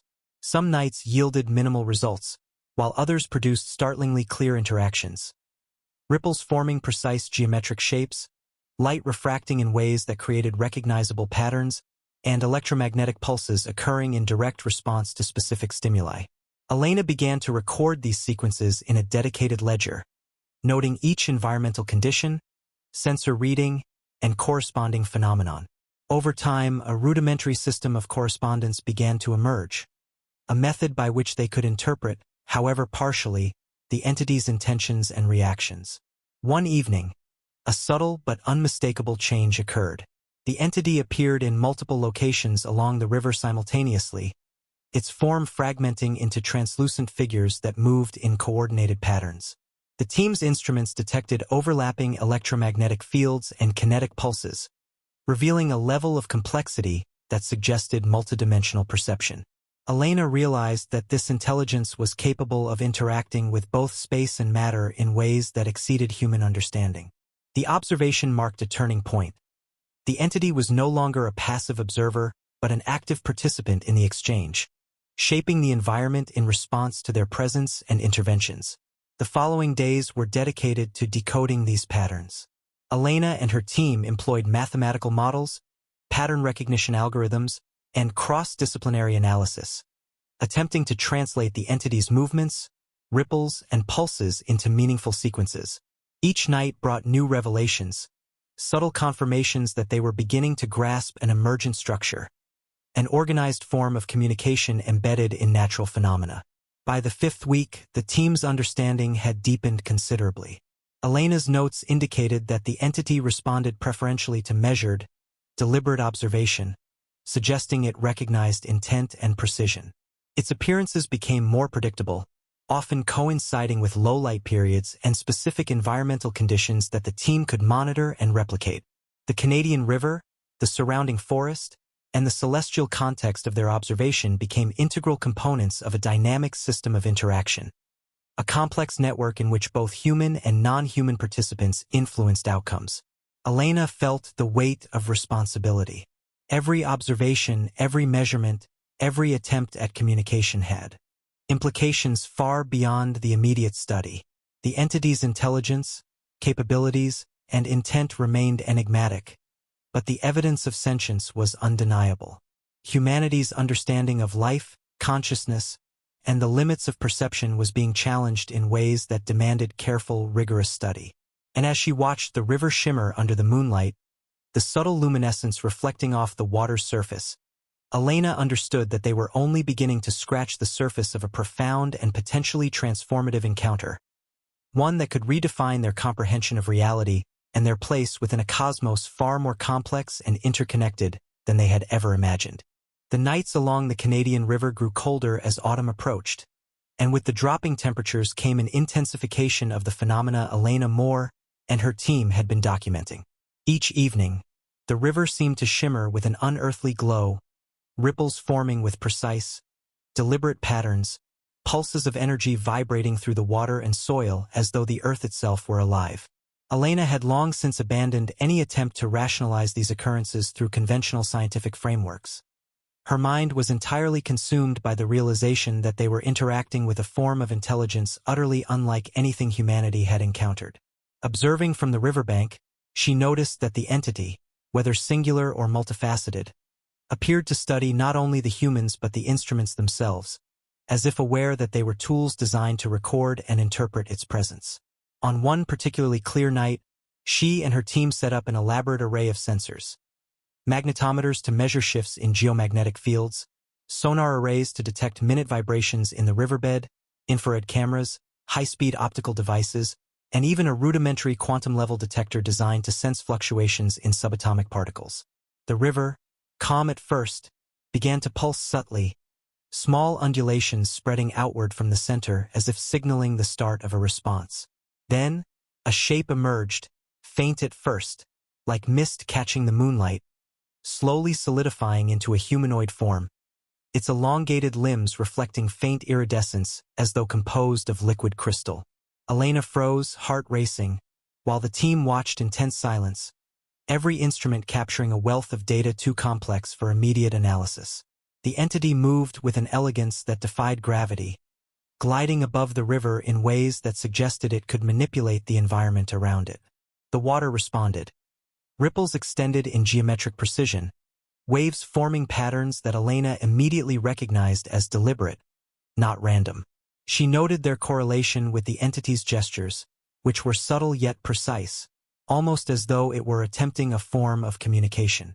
Over the following hours, the entity remained, observing the team with a deliberate awareness that blurred the line between conscious study and something almost ritualistic.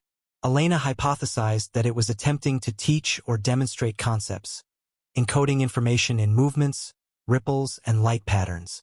She began to record the sequences meticulously, cataloging each pulse, shimmer, and vibration, noting the intervals and any correlations with environmental variables such as wind, humidity, or geomagnetic activity. During breaks in observation, the team discussed the implications. Their work was no longer just documentation. It was an attempt at comprehension, a patient effort to decode intelligence expressed in forms entirely alien yet consistent. Elena noted that each night, the entity's appearances became slightly more frequent, its movements more complex, and its responses more synchronized with the team's interventions. When they used patterned lights or subtle vibrations in the riverbank, the entity responded by amplifying existing pulses or creating new sequences, demonstrating an apparent awareness of cause and effect. One evening, as the moonlight reflected off the water, the entity's form fractured into multiple translucent figures, each moving in coordinated patterns across the river's surface.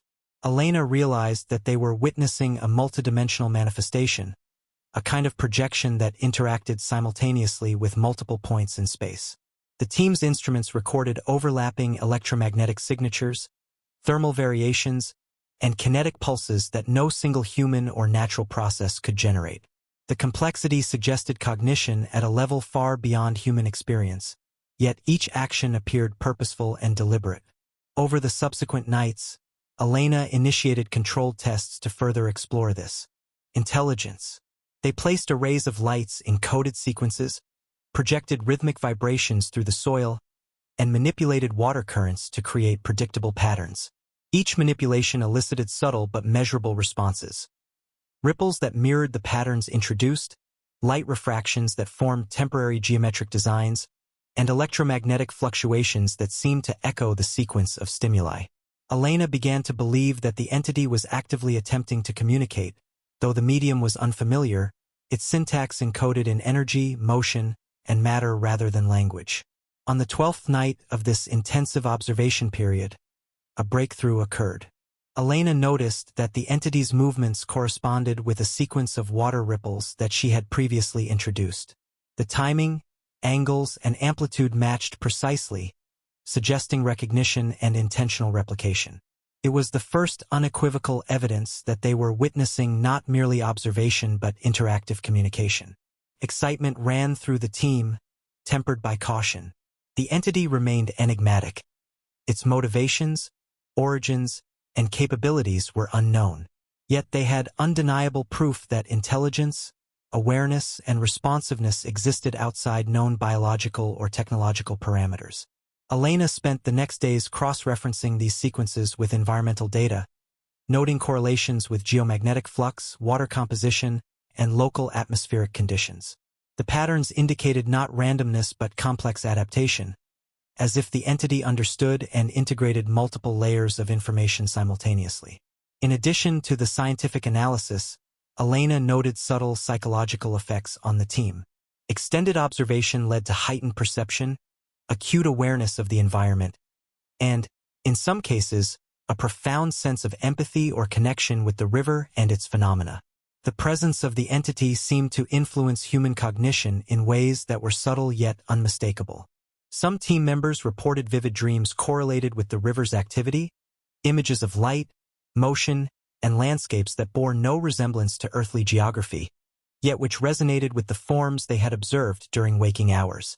Elena carefully documented these experiences, hypothesizing that the entity might engage with consciousness itself, influencing perception and cognition through mechanisms beyond current scientific understanding. On the 16th night, they witnessed a new development. The entity approached closer than ever before, moving along the riverbank in a deliberate arc that placed it directly across from Elena. For the first time, its form remained visible for an extended period, allowing detailed observation of its structure. The surface shimmered in iridescent hues, patterns shifting fluidly as though information were encoded in the colors themselves. Ripples in the river radiated outward, corresponding precisely to movements of the entity, suggesting a complex feedback system between matter, energy, and perhaps consciousness. Elena realized that each appearance provided a new layer of insight, a dynamic interplay of observation, interpretation, and response. She carefully recorded every detail, aware that these notes could be the foundation of a groundbreaking understanding of non-human intelligence.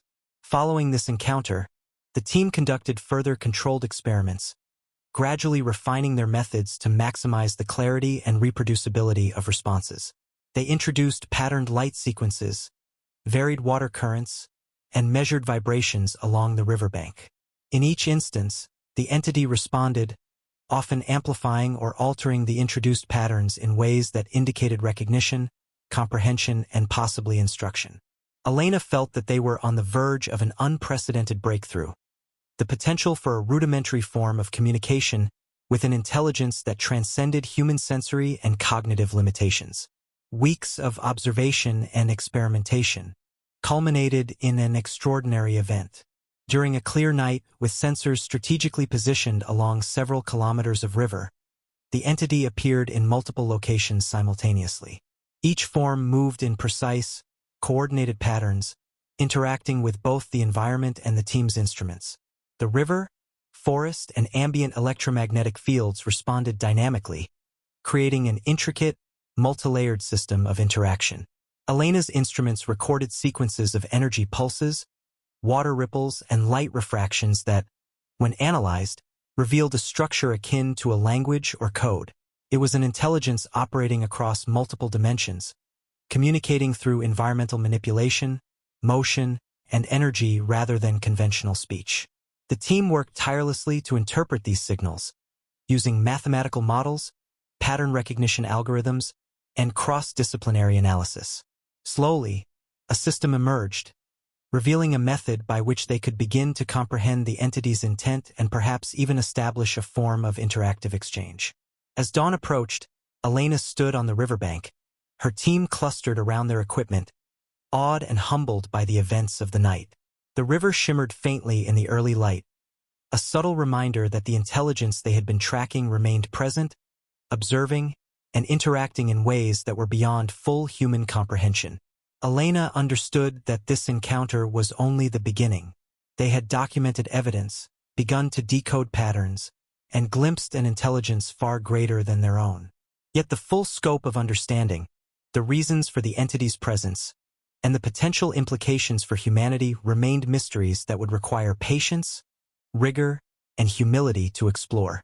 The Canadian River, once a simple geographical feature, had become a threshold between the known and the unknown, a stage upon which a profound, transformative encounter was unfolding. And Elena Moore, with her team of observers and scientists, was at the forefront of that exploration, determined to follow the threads of evidence wherever they might lead, aware that each ripple, each shimmer, each pulse carried the potential to redefine humanity's understanding of life, intelligence, and the cosmos itself. By the 6th week, Elena Moore had become almost symbiotic with the Canadian River, her movements, observations, and thoughts intertwined with the patterns of light, water, and energy that marked the entity's presence.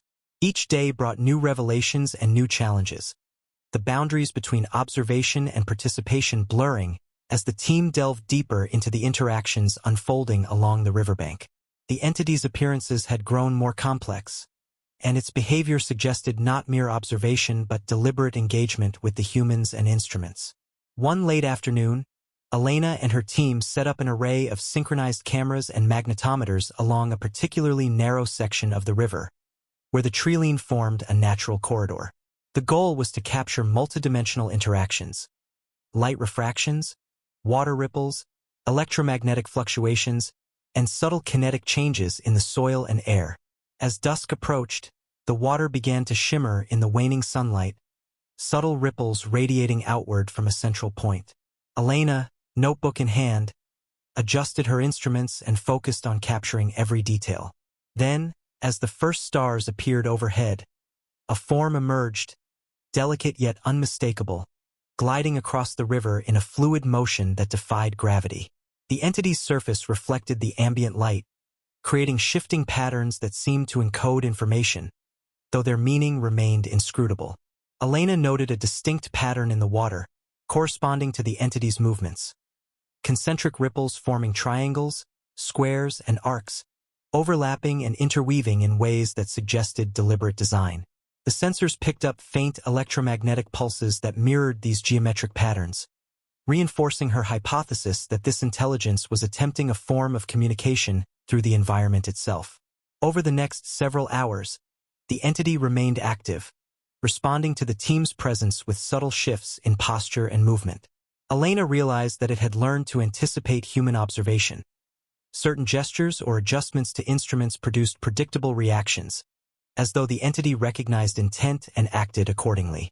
The team carefully documented every response, correlating each ripple, pulse, and light fluctuation with the corresponding action. Patterns emerged, revealing sequences that might represent signals, questions, or even rudimentary instructions. By midnight, the entity initiated a behavior the team had never observed before.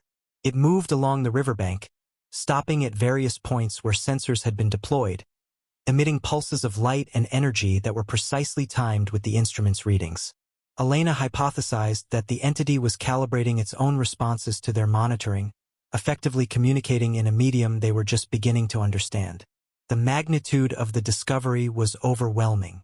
For the first time, they had evidence not only of sentience but also of sophisticated interaction, an intelligence capable of understanding observation, manipulating physical systems, and potentially engaging in a form of dialogue.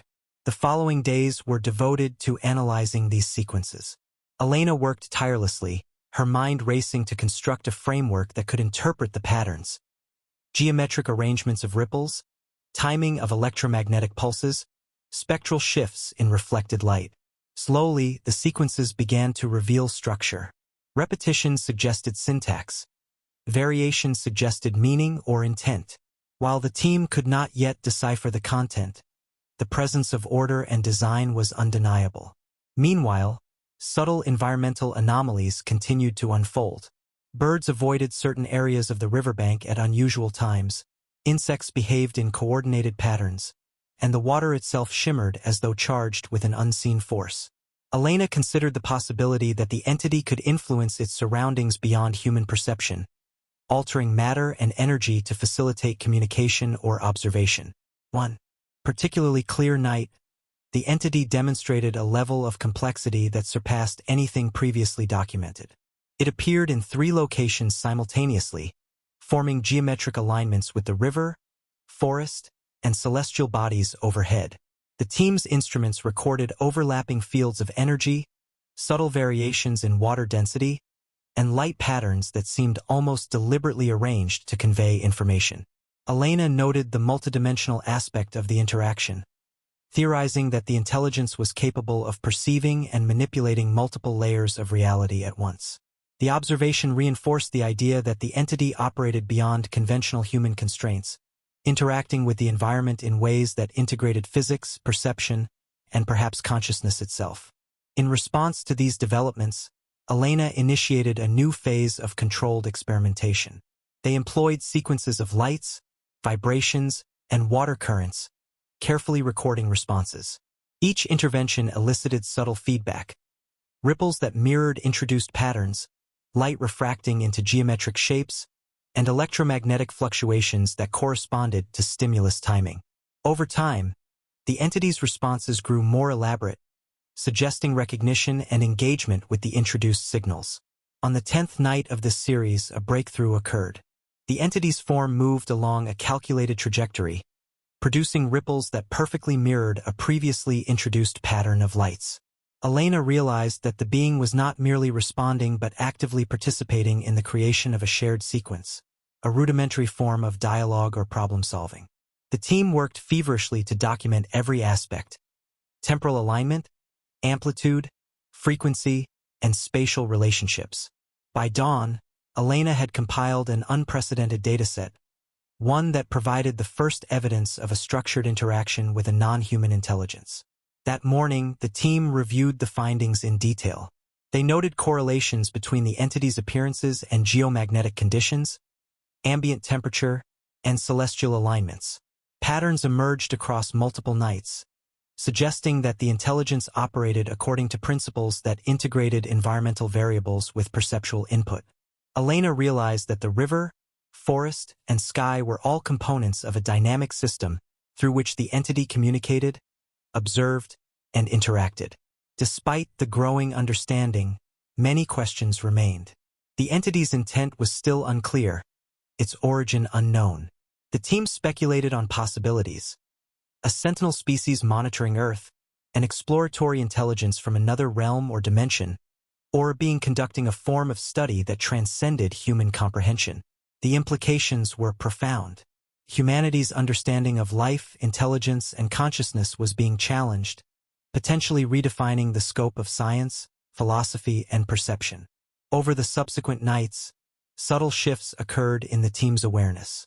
Prolonged exposure to the phenomena seemed to heighten perceptual sensitivity, allowing members to detect slight fluctuations in energy, movement, and environmental patterns that had previously gone unnoticed.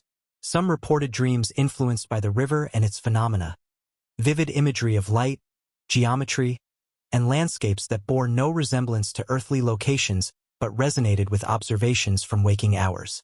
Elena meticulously documented these experiences, recognizing them as part of a broader system of interaction, possibly influenced by the entity itself.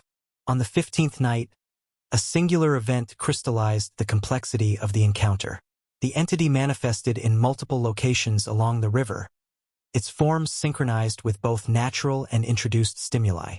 Water ripples, light patterns, and electromagnetic pulses interacted in a manner that suggested not random occurrence but deliberate structuring. A multidimensional communication network in which both humans and intelligence contributed. Elena's instruments recorded the phenomenon in unparalleled detail: overlapping sequences, precise timing, and geometric alignment. Each element carried potential information, a structured signal awaiting comprehension. The team analyzed the data, attempting to discern syntax, meaning, and purpose. Slowly, tentative structures emerged, patterns that could represent questions, instructions, or attempts at engagement. Elena understood that patience and precision were paramount. Premature interpretation or hasty intervention could disrupt the delicate balance of interaction. By the end of the week, the team had achieved a level of observation previously thought impossible. They had documented consistent responses, established reproducible sequences, and begun to detect the rudiments of a language encoded through environmental manipulation. The Canadian River, once a natural feature, had become a conduit for an intelligence beyond comprehension, a threshold between the known and the unknown, a stage upon which interactions of profound significance unfolded. Elena, standing on the riverbank as dawn broke, reflected on the journey.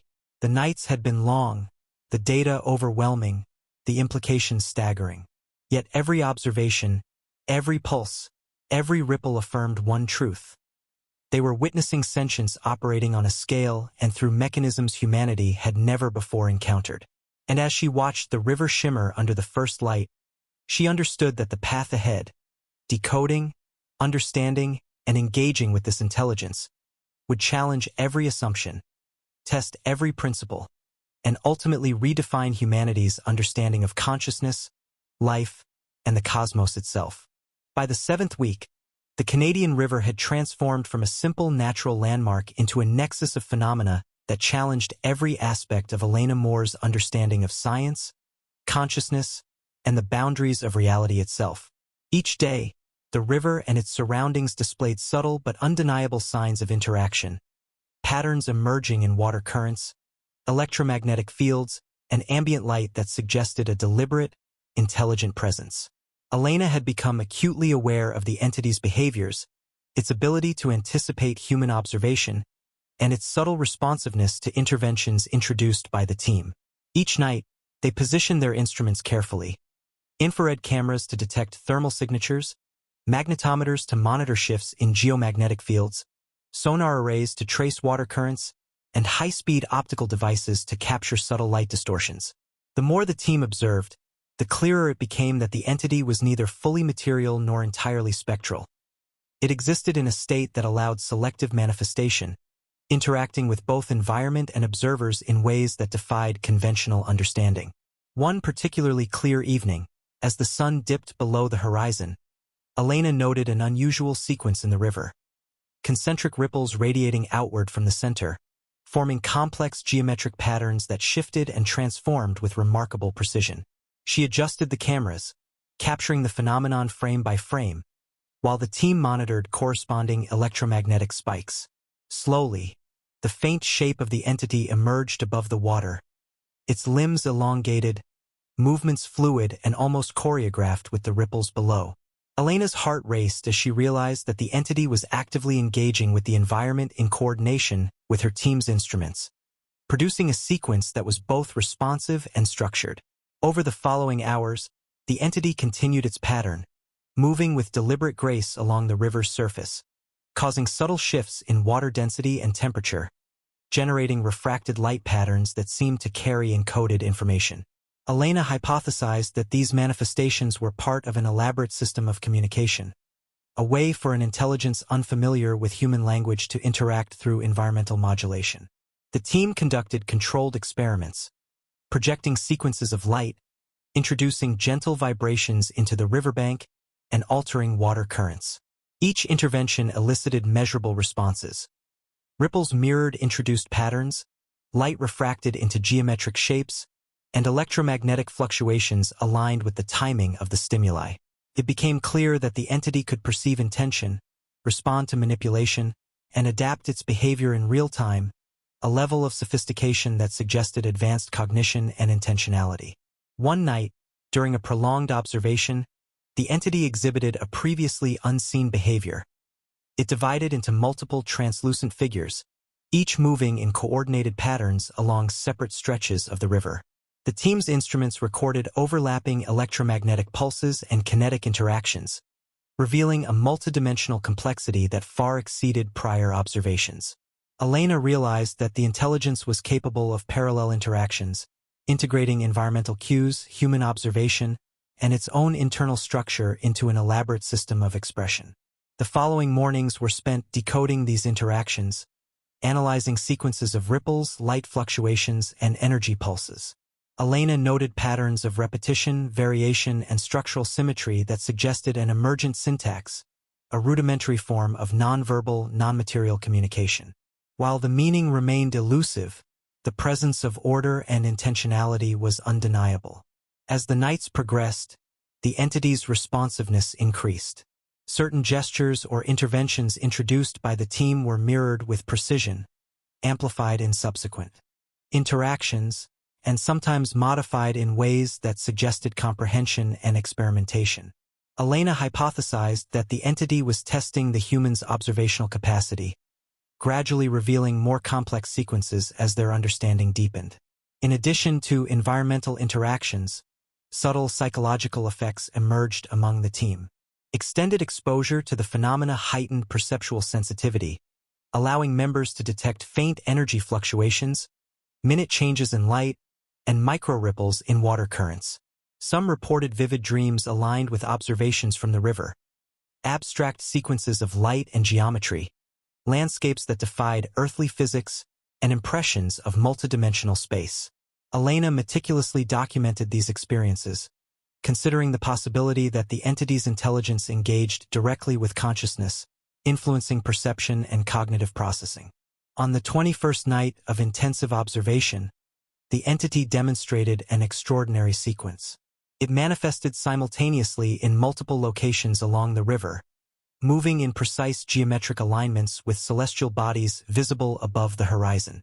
Ripples, light, and energy pulses interacted in a coordinated pattern, forming a complex multidimensional display that suggested both aesthetic intention and deliberate communication. Elena's instruments recorded unprecedented detail, overlapping energy fields, synchronized water disturbances, and light refractions forming shifting geometric motifs. Analysis revealed structural repetition, temporal correlation, and apparent modulation, indicating a system of interaction that transcended conventional physical laws. The team initiated controlled interventions, introducing patterned lights, subtle vibrations, and carefully timed water currents. Each manipulation elicited complex responses: amplification of introduced patterns, temporal shifts in ripple sequences, and modulation of electromagnetic pulses. It became evident that the entity understood the experimental framework, responding with adaptive sophistication and suggesting both awareness and advanced cognition. Over subsequent nights, a pattern of interactive sequences emerged, allowing the team to begin tentative decoding. Ripples mirrored stimuli in systematic ways, light patterns corresponded to introduced sequences, and energy pulses maintained consistent temporal spacing. Elena hypothesized that this represented a proto-language, an encoding of information through environmental and kinetic modulation rather than conventional sound or symbols. By the 25th night, the team's confidence grew. They could anticipate certain responses based on prior interventions, predict sequences with reasonable accuracy, and observe adaptive modifications by the entity. It was as if a rudimentary dialogue had been established, conducted entirely through motion, light, energy, and water. Elena realized that the river, forest, and surrounding environment functioned as an integrated communication medium, an interface between human observation and non-human intelligence. One night, the entity performed a sequence that left the team stunned. Multiple translucent forms moved in perfect coordination, creating overlapping geometric patterns along the river, while water ripples, light refractions, and electromagnetic pulses synchronized with precise temporal alignment. Elena documented every detail, noting amplitude, frequency, spatial positioning, and sequence repetition. The phenomenon suggested multidimensional communication, a sophisticated integration of environmental manipulation and perceptual interaction. Subsequent analysis revealed that these sequences encoded information with repetition and variation analogous to syntax, though their semantic content remained indecipherable. The realization underscored the intelligence's complexity. It operated across multiple dimensions, influenced matter and energy, and appeared capable of engaging with conscious observation in ways that humans were only beginning to comprehend. In the days that followed, Elena refined the team's experimental approach. Interventions were designed to elicit structured responses, optimize observational clarity, and ensure minimal disturbance to the entity's natural behavior. Patterned lights, synchronized vibrations, and precisely timed water manipulations were introduced, and the entity responded predictably, demonstrating comprehension and adaptive variation. The cumulative data suggested an intelligence capable of observation, learning, and intentional communication beyond known biological or technological paradigms. By the 7th week's end, Elena stood on the riverbank as dawn broke, reflecting on the magnitude of their findings. The Canadian River, once a familiar landscape, had become a living interface between human consciousness and an extraordinary intelligence. Each ripple, shimmer, and pulse represented data, interaction, and possibility. The entity's presence had reshaped their understanding of life, cognition, and the limits of perception. Elena knew that the journey was only beginning. Decoding the sequences, understanding intent, and bridging the gap between human and non-human intelligence would require unprecedented patience, innovation, and collaboration. Yet every observation reaffirmed a profound truth. They were participants in an encounter that could redefine humanity's understanding of consciousness, the environment, and the cosmos itself. The river shimmered faintly under the rising sun, a reminder that the intelligence remained, observing, interacting, and silently guiding the unfolding exploration of a reality far more complex than previously imagined. And Elena, heart steady but mind racing, understood that the true challenge lay ahead: to interpret, communicate, and ultimately comprehend a presence that operated on dimensions beyond conventional perception. A sentinel of the river whose mysteries were only beginning to unfold. By the 8th week, Elena Moore and her team had settled into a disciplined, yet almost ritualistic pattern along the Canadian River, each night unfolding like a chapter in an ongoing conversation with an intelligence that remained simultaneously elusive and profoundly present. The entity's appearances had grown more predictable, yet each encounter retained elements of surprise. New patterns in ripples, subtle variations in light refraction, and electromagnetic pulses of increasing complexity. Elena noted that the intelligence seemed to recognize and respond to their methodology, adjusting its behavior to the experimental parameters they had introduced. This suggested not only awareness but also an understanding of causality and the experimental framework itself. One evening, as the sun dipped behind the dense conifer canopy, the team deployed a network of synchronized cameras, magnetometers, and sonar arrays along an isolated stretch of the river known for its deep channels and slow-moving waters. Elena had hypothesized that the slower currents would allow for clearer detection of subtle disturbances, and she was eager to test whether the entity would interact differently under these conditions. As twilight deepened, the river's surface shimmered with faint, iridescent hues. Ripples began forming from the center, moving outward in geometric sequences. Triangles within circles, diamonds inside hexagons, each pattern overlapping and evolving with meticulous precision. The team observed in awe as the entity emerged, its elongated form gliding effortlessly across the water, reflecting the muted light in colors that seemed to shift in tandem with the ripples below. It was a silent, deliberate display of intelligence, a choreography that combined movement, energy, and environmental manipulation in ways that defied conventional understanding. Elena adjusted the high-resolution cameras to capture the intricate patterns while the team monitored electromagnetic and kinetic readings. The readings revealed a synchronized interaction between the entity's presence and the river. Subtle water density fluctuations, faint magnetic field shifts, and even micro-vibrations in the surrounding soil, all coordinated with remarkable precision. Over the following hours, the entity continued its performance, responding to the team's interventions with increased sophistication. Small lights projected onto the water were mirrored in the entity's movements, ripples subtly adapting to introduced patterns, and energy pulses corresponding to the timing of experiments. It became increasingly clear that the intelligence was not merely observing but actively participating in a form of interaction that blurred the line between communication and environmental manipulation. One night, Elena noted an unprecedented development. The entity appeared in multiple locations simultaneously, each form coordinating with the others to produce overlapping geometric patterns across the river's surface. Ripples, light, and energy pulses synchronized perfectly, forming a complex display that suggested multidimensional perception and coordination. The team's instruments captured the phenomenon in unparalleled detail: overlapping electromagnetic fields, variations in water density, and precisely timed light refractions. Analysis revealed repetition, variation, and structural consistency, indicating that the sequences were not random but encoded with information. The observation suggested an intelligence capable of perceiving and influencing multiple dimensions of space and energy, a level of complexity far beyond known biological or technological systems.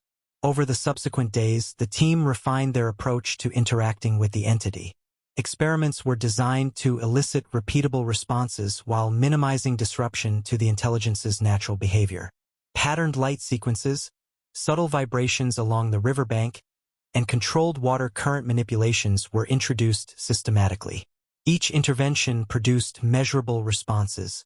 Ripples mirrored introduced patterns, light refracted into geometric forms, and electromagnetic pulses occurred in direct correlation with experimental timing. The entity's behavior demonstrated comprehension and adaptive learning, reinforcing the hypothesis that they were engaging in a form of dialogue conducted entirely through environmental modulation. Extended observation began to reveal a form of syntax within the sequences. Repetition, variation, and spatial alignment suggested rules governing the entity's interactions. While semantic content remained elusive, Elena began to tentatively classify patterns as potential questions, statements, or indicators of attention. The river, forest, and ambient celestial conditions became integral components of this system, forming a natural interface through which the entity expressed intention and engaged with human observation. Subtle psychological effects emerged among the team. Prolonged exposure heightened sensory acuity, allowing members to perceive minor shifts in light, energy, and motion previously unnoticed. Dreams and subconscious impressions began to reflect aspects of the entity's behavior, geometric patterns, sequences of movement, and landscapes that defied conventional physics yet mirrored interactions experienced during waking hours. Elena carefully documented these experiences, considering the possibility that the intelligence was influencing human perception directly, extending the interaction beyond physical observation into the cognitive realm. On the 31st night of continuous observation, the entity performed a sequence that left the team in stunned silence. It glided along the river, pausing at specific points where sensors were deployed, producing overlapping ripples, light refractive patterns, and synchronized electromagnetic pulses. The complexity and precision suggested not mere observation but intentional communication, integrating multiple environmental channels simultaneously.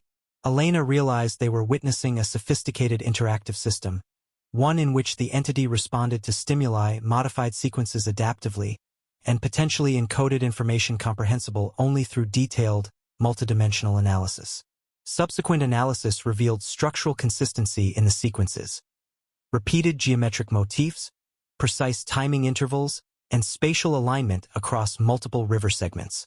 While the team could not yet interpret the content, the presence of order, repetition, and variation suggested a form of proto-language, an encoded medium of interaction utilizing environmental, kinetic, and energetic channels rather than conventional sound or symbols. In response to these developments, the team introduced increasingly complex experiments. They projected light sequences encoding spatial and temporal patterns, generated subtle vibrations along the riverbank, and manipulated water currents with controlled precision. Each intervention elicited adaptive responses. Ripples and light patterns echoed the introduced sequences, and electromagnetic pulses varied in timing and intensity, indicating comprehension and deliberate modification. The cumulative data suggested that the entity was capable of recognizing intent, integrating multiple environmental variables, and producing structured responses consistent with higher-order cognitive processing.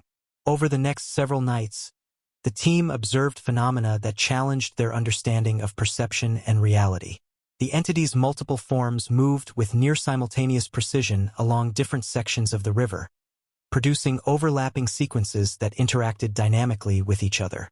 Ripples, light, and energy pulses combined to form intricate multidimensional displays, suggesting awareness of spatial relationships, temporal sequencing, and environmental context.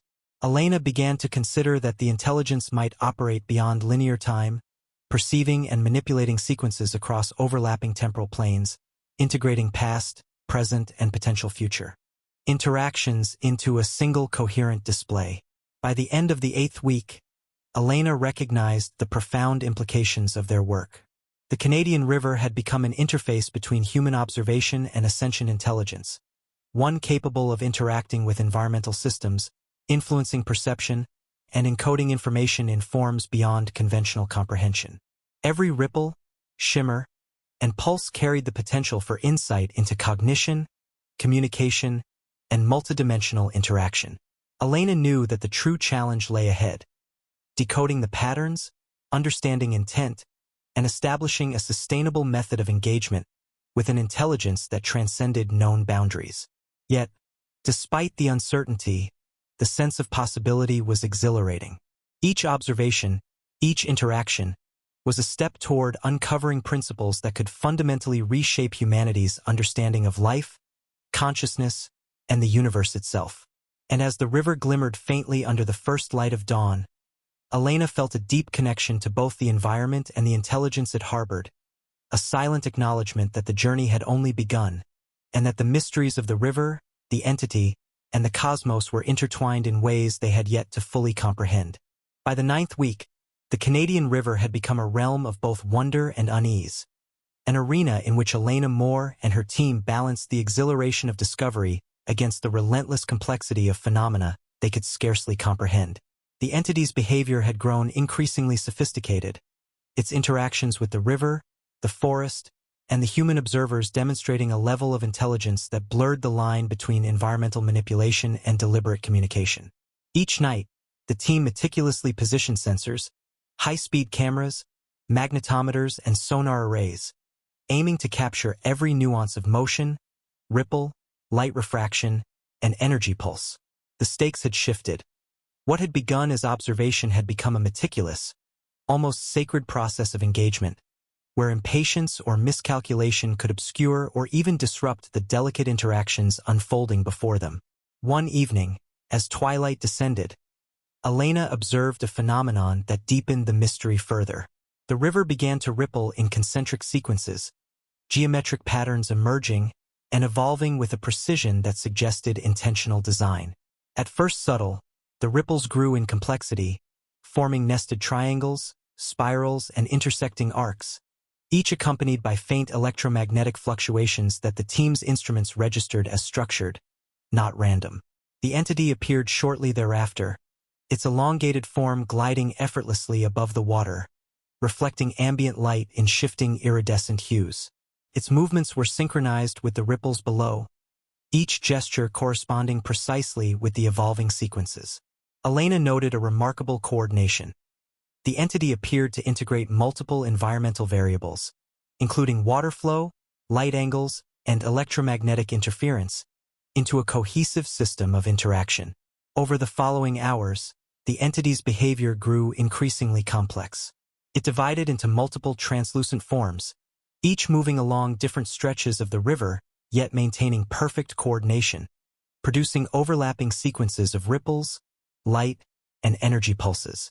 The team's instruments captured a multidimensional pattern of interactions, revealing a structure that suggested awareness of both space and observer. Elena theorized that the entity might be operating across multiple dimensions simultaneously, perceiving and influencing environmental variables in a manner beyond linear time. Encouraged by these observations, the team introduced controlled interventions. They projected patterned light sequences onto the river, generated subtle vibrations along the banks, and manipulated water currents with precise timing. Each intervention elicited measurable responses. Ripples mirrored introduced sequences, light patterns echoed projected geometries, and electromagnetic pulses varied in amplitude and frequency in correlation with the stimuli. The intelligence demonstrated comprehension, adaptability, and a capacity for structured interaction that surpassed expectations. In addition to the environmental phenomena, subtle psychological effects emerged among the team. Prolonged exposure appeared to heighten sensory perception. Members reported noticing minute shifts in ambient energy, imperceptible light changes, and faint vibrations previously unnoticed. Some experienced vivid dreams that correlated with the river's activity, depicting abstract geometric sequences, fluid landscapes, and sequences of movement that mirrored observed interactions. Elena meticulously documented these experiences, considering the possibility that the intelligence engaged with human cognition directly, extending its communication beyond physical observation into the realm of perception. On the 35th night, a pivotal event occurred. The entity manifested in multiple locations along the river simultaneously, producing a complex choreography of movement, light refraction, and ripple formation. Each form maintained precise alignment with the others, while subtle electromagnetic pulses synchronized across space and time. Elena realized that this was not mere display. It was an active, multidimensional form of interaction, potentially conveying information through patterns that required integrated observation to decode. Subsequent analysis revealed recurring motifs, structural repetition, and adaptive variation within the sequences. Elena tentatively identified sequences that could represent acknowledgement, response, or instruction, suggesting the emergence of a rudimentary syntax. The river, forest, and celestial environment formed an integrated medium through which the entity conveyed intent, coordinated activity, and responded to human observation. Encouraged, the team escalated their experimental methodology. They introduced sequences of light and vibration encoded with temporal and spatial patterns, observed the resulting responses, and refined interventions based on the entity's behavior. Each interaction provided increasingly sophisticated data. The entity mirrored, modified, and amplified sequences, demonstrating comprehension, recognition, and adaptive problem-solving. The intelligence appeared capable of evaluating environmental conditions, human activity, and introduced stimuli simultaneously, producing complex interactions that integrated multiple variables into cohesive patterns. One night, a particularly remarkable sequence unfolded. The entity's forms moved along coordinated paths, producing overlapping ripples that interacted with light patterns and energy pulses in real time. Each element displayed structural consistency, repetition, and deliberate variation. Elena hypothesized that the sequences represented a multidimensional form of communication, potentially encoding questions, responses, or information in a medium combining water, light, and electromagnetic fields. The implications were staggering. An intelligence capable of encoding data in environmental systems, influencing perception, and engaging in interactive communication that transcended known sensory modalities. The team documented the sequences with precision, recording temporal intervals, spatial orientation, amplitude of ripples, spectral composition of light, and intensity of electromagnetic pulses. Analysis revealed patterns that could be interpreted as proto-language, a form of interactive syntax emergent from the coordination of multiple environmental channels. Over subsequent nights, the entity's responsiveness increased. Introduced interventions, patterned lights, subtle vibrations, and manipulated water flows, elicited predictable, adaptive responses. Elena noted that certain interventions were acknowledged through amplification of sequences, alterations in timing, or mirrored patterns, indicating comprehension and active engagement. The team began to interpret these as components of a structured interaction, the beginnings of a dialogue conducted entirely through environmental and energetic modulation. By the end of the 9th week, Elena observed a new phenomenon. The entity's forms began to move in complex sequences that incorporated multiple layers of interaction. Ripples, light, and energy pulses occurred simultaneously and overlapped in ways that suggested multidimensional awareness. Patterns repeated with variation, forming nested structures that maintained internal logic while adapting dynamically to environmental and experimental conditions. The team's instruments recorded unprecedented data, overlapping electromagnetic signatures, precisely timed kinetic pulses, and light sequences that maintained coherence across several meters of riverbank. Elena realized that they were witnessing a system of communication operating on principles beyond linear time and conventional physical constraints, integrating perception, cognition, and environmental manipulation into a unified expression. Discussions among the team became increasingly analytical and philosophical. The entity's intelligence challenged assumptions about life, consciousness, and cognition. It operated in ways that human experience could perceive only partially, integrating multiple dimensions, environmental systems, and possibly cognitive interfaces into its interactions. Elena recognized that every observation, every ripple, and every pulse carried implications far beyond the immediate experiment, suggesting the potential for revolutionary understanding of non-human intelligence and multidimensional interaction. The nights continued with intense observation, careful intervention, and meticulous documentation. The team refined methodologies, cataloging responses, correlating environmental variables, and attempting to construct an interpretive framework. Each encounter revealed new layers of complexity: subtle adaptive variations, coordinated sequences, and emergent structures that suggested an intelligence not only aware of humans but capable of teaching, testing, and interacting with remarkable sophistication. As the 9th week drew to a close, Elena stood once more on the riverbank at dawn, observing the water shimmer in the early light. Ripples radiated outward, subtle electromagnetic variations coursed through the soil, and faint patterns of reflected light danced across the river's surface. The entity, though not visible, had left an undeniable imprint on the environment, a signature of presence, cognition, and interaction. Elena understood the magnitude of what they were witnessing: an intelligence capable of manipulating matter, energy, and perception in ways that humanity was only beginning to comprehend. The river had become a nexus of observation, interaction, and potential understanding, a bridge between human cognition and an intelligence that transcended conventional boundaries. And as she watched the dawn break, painting the water in hues of gold and silver, Elena felt the quiet thrill of anticipation. The patterns were becoming clearer, the sequences more structured, and the promise of understanding, though still distant, had never felt more tangible. Humanity's encounter with this intelligence was no longer theoretical. It was unfolding in real time, in a rhythm of ripples, light, and energy, waiting for those patient enough to observe, interpret, and engage with a presence beyond comprehension.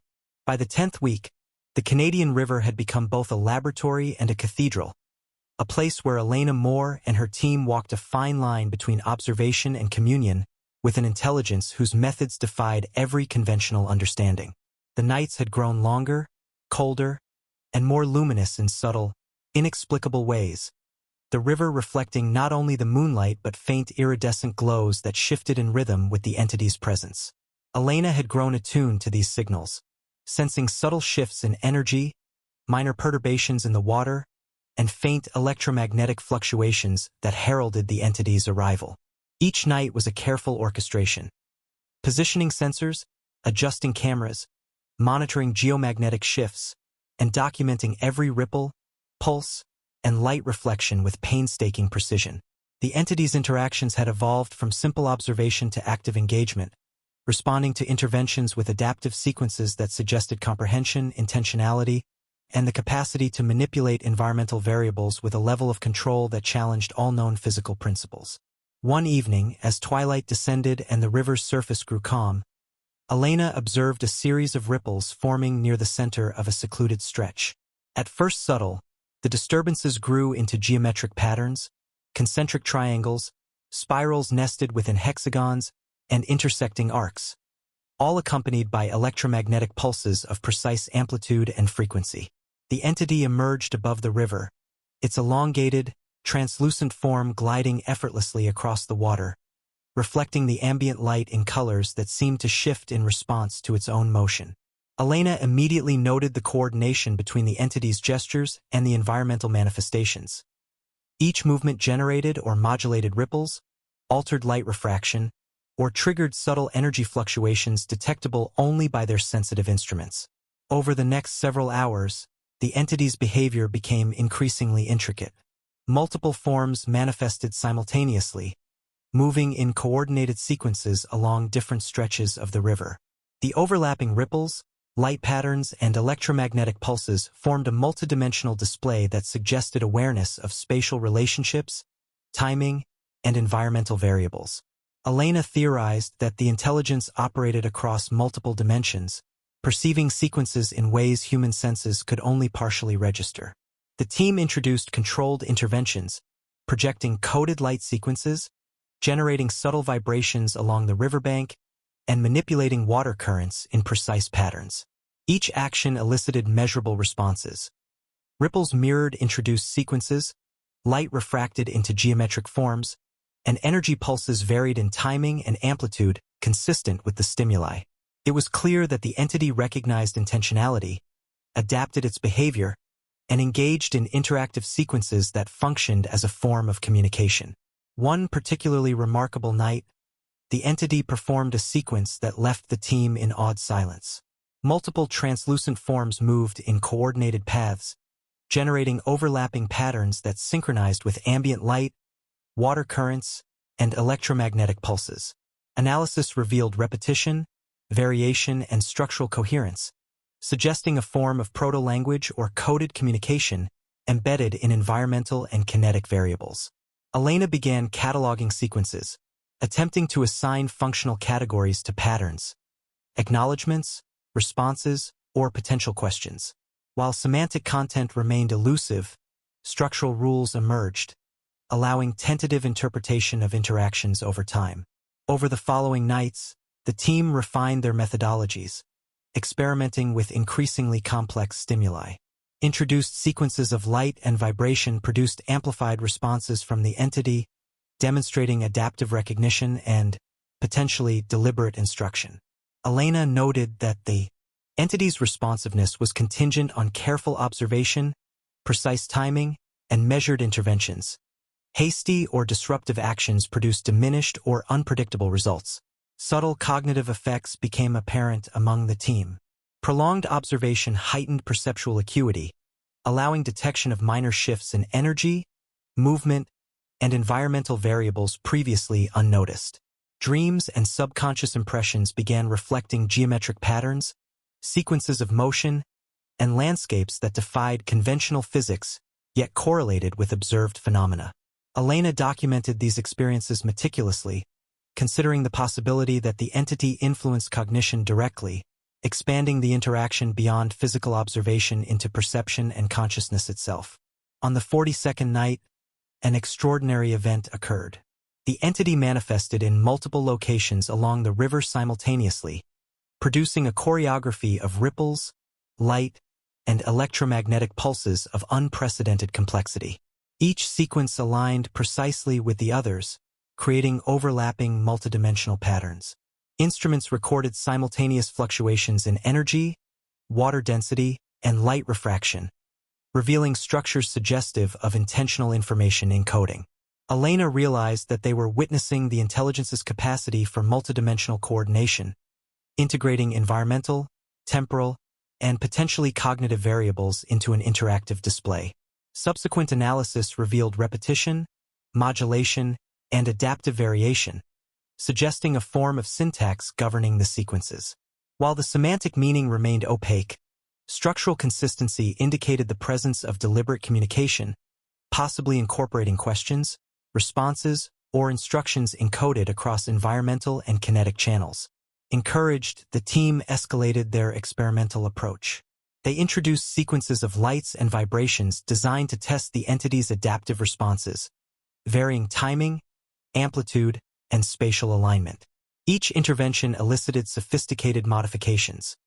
Ripples mirrored introduced sequences with adjustments, light patterns evolved in complexity, and electromagnetic pulses responded predictably.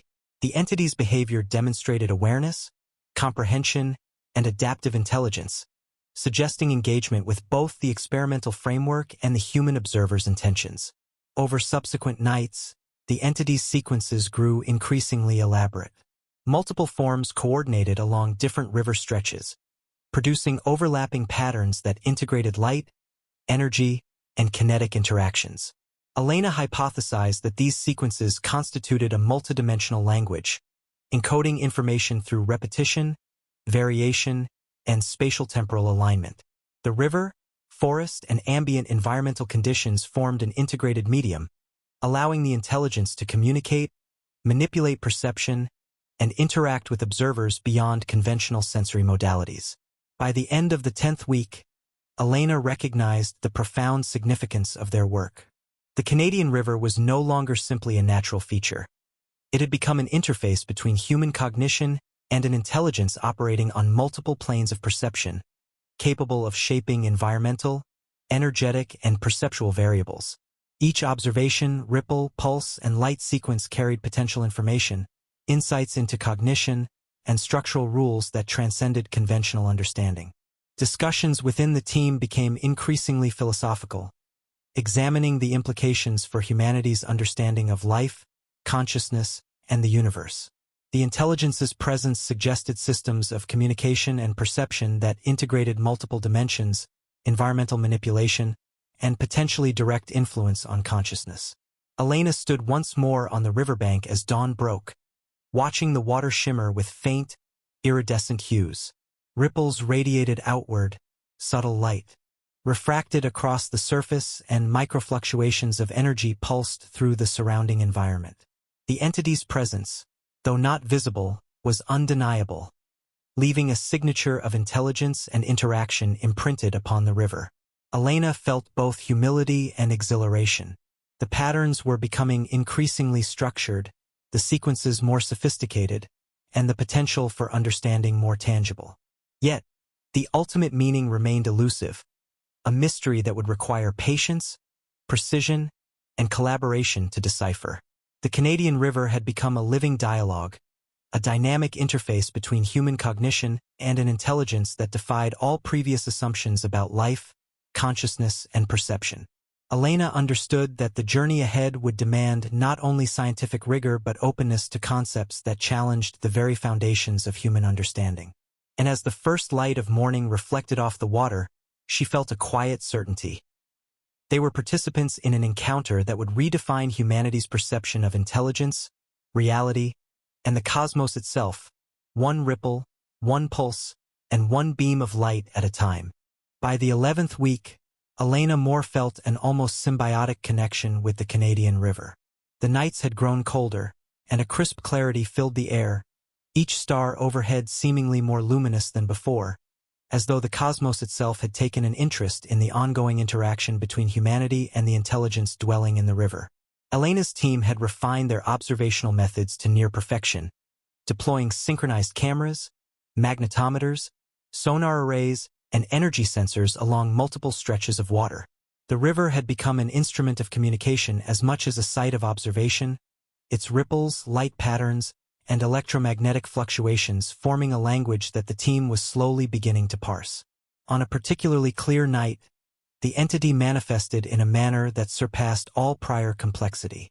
From a central point in the river, concentric ripples radiated outward in interlocking geometric shapes, nested triangles, hexagons, and spirals, while faint iridescent lights shimmered along the water's surface. The entity's elongated, translucent form emerged, gliding with elegance that defied gravity, limbs moving in subtle sequences synchronized with every ripple, reflection, and energy pulse. Elena adjusted the instruments, capturing each interaction with meticulous precision. As the night progressed, the entity divided into multiple forms, each maintaining perfect coordination with the others. The overlapping ripples, light sequences, and electromagnetic pulses created an intricate multidimensional pattern. Elena theorized that the intelligence was operating across parallel layers of reality, perceiving multiple environmental and temporal variables simultaneously. The team introduced a new experimental sequence: subtle light codes projected onto the river, timed vibrations through the riverbank, and minor water current manipulations designed to test the intelligence's responsiveness. Each intervention elicited measurable adaptations. Ripples mirrored the light patterns with slight modifications, energy pulses shifted in amplitude and frequency, and the forms of the entity adjusted movements to maintain precise alignment. Elena noted with growing awe that the intelligence seemed capable not only of observing the experiments but of anticipating human perception, responding with subtlety and precision that suggested advanced cognition. Throughout the night, patterns emerged that hinted at structure, an underlying syntax or logic guiding the entity's actions. Sequences of ripples, light, and energy pulses repeated with variation, producing motifs that could represent acknowledgement, questions, or instructions. While semantic meaning remained elusive, the team recognized order, intentionality, and a consistent system of interaction that had not been present in earlier weeks. Elena began to suspect that the intelligence had learned from the team's prior experiments, adapting its sequences in response to human interventions. This implied not only comprehension but the ability to model observer behavior and integrate it into a dynamic communication framework. Psychological effects on the team became increasingly pronounced. Prolonged exposure heightened perceptual sensitivity. Subtle changes in light, faint shifts in ambient energy, and imperceptible water movements were detected more readily. Members reported dreams and subconscious impressions correlating with the river's activity. Abstract geometric sequences, fluid landscapes, and multidimensional spatial forms that mirrored interactions from waking hours. Elena carefully documented these phenomena, considering the possibility that the intelligence might extend its influence into human cognition, effectively creating an interactive system spanning both external environment and internal perception. On the 49th night, a particularly transformative event occurred. The entity's multiple forms moved along the river in precisely coordinated arcs, producing sequences of ripples, light refractions, and electromagnetic pulses that overlapped in complex, multidimensional patterns. Each sequence displayed structural repetition, variation, and internal coherence, suggesting rules governing behavior and interaction. Elena realized that they were witnessing not mere display but a form of instruction, a method of conveying information through patterns that required integrated observation and analysis to decode. Subsequent nights confirmed the entity's sophistication. Interventions, patterned light projections, precise water current manipulations, and timed vibrations elicited responses that demonstrated comprehension, recognition, and adaptive problem-solving. Ripples mirrored introduced patterns, light sequences evolved in response to stimuli, and energy pulses aligned with temporal and spatial parameters. The entity's behavior indicated intentionality and an advanced understanding of cause and effect, operating on levels far beyond conventional human cognition. Patterns in the entity's sequences suggested emergent structure analogous to language, repetition, variation, and sequencing implied syntax, while alignment across multiple environmental channels suggested simultaneous multidimensional encoding. Elena began tentatively mapping these structures, assigning potential functional roles to recurring motifs, acknowledgement, response, emphasis, but cautious not to impose human meaning prematurely. The team observed a growing refinement in the entity's behavior. It began adjusting sequences in anticipation of the team's interventions, creating feedback loops that reinforced mutual awareness and cooperative interaction. Elena noted a remarkable consistency. The intelligence maintained coherence across multiple forms, integrating responses in ways that suggested not only comprehension but teaching, demonstration, and subtle guidance. Over the following days, the river itself seemed to participate actively. Water currents, light reflections, and energy pulses interacted seamlessly, forming an integrated system through which the intelligence expressed intent. Even subtle environmental cues, wind, temperature, ambient electromagnetic fluctuations, were integrated into the patterns. Elena hypothesized that the entity was operating as an integrated, multidimensional system, capable of coordinating multiple environmental variables, human interventions, and possibly perceptual feedback simultaneously. The team's understanding advanced but remained incomplete. Despite accumulating data, the semantic content of the sequences remained opaque. Patterns indicated structure, but interpretation required patience, rigor, and iterative observation. Elena recognized that the process of comprehension would unfold gradually, perhaps over months or years, requiring the team to remain disciplined and methodical. On the 52nd night, the entity performed a sequence that demonstrated a level of complexity unseen before. Multiple forms moved in precise alignment along the river, generating overlapping sequences of ripples, light, and electromagnetic pulses. Each sequence interacted with others to create a multilayered, multidimensional display. Elena hypothesized that the intelligence was encoding information across temporal and spatial dimensions, potentially conveying messages comprehensible only through sustained observation and analysis. Analysis of the data revealed structural rules. Repetition, variation, temporal spacing, and spatial alignment all suggested a system of communication with emergent syntax. While meaning remained elusive, the patterns were unmistakably deliberate, indicating intentionality and the presence of advanced cognitive processes. Over subsequent nights, Elena and her team refined their observational methodology further. Interventions were carefully controlled, designed to elicit structured responses without disrupting the natural sequence of events. Each experiment produced measurable interactions. Ripples mirrored introduced patterns, light sequences adapted in real time, and electromagnetic pulses exhibited coherent temporal modulation. The entity's behavior demonstrated comprehension, adaptive problem-solving, and engagement with human participants, reinforcing the hypothesis of a deliberate, interactive system of communication. As the 11th week drew to a close, Elena reflected on the profound implications of their work.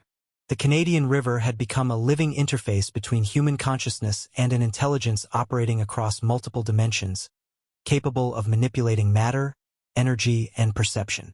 Each observation, ripple, light sequence, and energy pulse carried potential information and structural rules that transcended conventional understanding. Humanity's encounter with this intelligence was ongoing, dynamic, and multidimensional, offering both the thrill of discovery and the challenge of comprehension. And as dawn broke over the river, painting the surface in subtle iridescent hues, Elena felt a profound sense of anticipation. The patterns were becoming more structured, the sequences more sophisticated, and the potential for understanding more tangible. Yet, the ultimate meaning remained elusive, a mystery requiring patience, rigor, and humility to unravel. The journey ahead was far from over, but the team had crossed an invisible threshold. The river had become a bridge, a conduit between human cognition and a presence whose intelligence, while incomprehensible in its full scope, had begun to reveal the outlines of its logic, structure, and interactive capacity. Elena knew that the moments yet to come could redefine everything humanity thought it knew about life, consciousness, and the very fabric of reality. By the 12th week, the Canadian River had become more than a site of observation. It was a living, breathing interface between humanity and an intelligence that operated on dimensions beyond conventional understanding. Elena Moore and her team had come to recognize that each night represented a dialogue, an unfolding narrative conducted entirely through ripples, light, and electromagnetic pulses. The entity had evolved in its responsiveness, demonstrating not only comprehension but adaptive behavior that suggested a sophisticated awareness of both environment and observers. On the final week of their intensive study, Elena felt a mixture of anticipation and solemnity, aware that they were approaching the culmination of a journey that had transformed their understanding of life, consciousness, and reality itself. As twilight descended, the river shimmered faintly, reflecting subtle iridescent hues that seemed synchronized with the movement of wind, leaves, and water currents. The team positioned instruments with practiced precision. High-speed cameras, sonar arrays, magnetometers, and energy sensors formed a perimeter along both banks. Elena, notebook in hand, prepared to capture every nuance of the expected interaction. Within minutes, the first ripples emerged, concentric and interlocking, forming complex geometric shapes. Triangles nested within hexagons, spirals coiling and intersecting, and arcs overlaying each other with calculated precision. The entity appeared above the river, its elongated, translucent form gliding effortlessly across the water. Its presence was unmistakable, yet subtle, as though aware of the observer's gaze and intentionally modulating its visibility to maintain equilibrium between observation and interaction. Multiple forms emerged simultaneously, each coordinating with the others to produce overlapping sequences of ripples, light refractions, and electromagnetic pulses. The team's instruments captured a multidimensional pattern that extended along several hundred meters of riverbank, a display of interaction that was both intricate and harmonious. Elena noted patterns of repetition, variation, and adaptive modification, structures that suggested syntax, emergent logic, and intentional communication. Over the following hours, the entity demonstrated behaviors that were more deliberate than ever before. Introduced interventions, including patterned light sequences, subtle water current manipulations, and timed vibrations along the riverbank, elicited responses that demonstrated comprehension, recognition, and adaptive coordination. Ripples mirrored light patterns with modifications, energy pulses synchronized with temporal intervals of human intervention, and the multiple forms maintained precise spatial alignment despite environmental variables. The intelligence exhibited a remarkable capacity to integrate environmental, experimental, and observational factors simultaneously, producing sequences of extraordinary complexity. As the night deepened, Elena observed a new phenomenon: sequences of ripples, light, and energy pulses forming loops that interacted with previous sequences in recursive patterns, creating self-referential structures. These patterns suggested the entity was capable of not only responding to stimuli but reflecting upon sequences in real time, potentially encoding information in a manner analogous to memory or conceptual abstraction. The team documented every detail, recording temporal intervals, spatial alignment, amplitude of ripples, spectral composition of light, and intensity of electromagnetic pulses. The emergent structures were unprecedented, indicating not only intelligence but a capacity for planning, adaptation, and multidimensional communication. Subtle cognitive effects among the team intensified. Extended exposure heightened perception, allowing members to detect imperceptible energy fluctuations, minute shifts in water density, and faint light modulations previously unnoticed. Dreams and subconscious impressions increasingly reflected the river's activity. Abstract geometric sequences, dynamic landscapes, and movements that mirrored the entity's interactions. Elena recorded these experiences with meticulous care, recognizing that the intelligence might engage directly with human consciousness, extending the dialogue beyond external observation into cognitive and perceptual domains. On the 56th night, the entity performed a sequence that would define the culmination of the team's study. Multiple forms glided along coordinated paths, generating overlapping ripples, refracted light patterns, and electromagnetic pulses that interacted across space and time. The sequences maintained internal coherence, repetition, and adaptive variation, forming a multidimensional narrative that suggested deliberate intent, communication, and possibly instruction. Elena realized that they were witnessing a culmination of interactions, the intelligence consolidating prior exchanges into a coherent, structured display. Subsequent analysis revealed recurring motifs, temporal correlations, and spatial alignments consistent with emergent syntax. Patterns suggested acknowledgement, response, and potential conveyance of information, forming a proto-language that integrated environmental, energetic, and kinetic variables. The team introduced one final series of interventions, designed to elicit responses while maintaining the integrity of the entity's natural behavior. Light sequences, precisely timed vibrations, and water current manipulations were projected methodically. The entity responded with remarkable precision, reflecting, amplifying, and modifying the introduced sequences.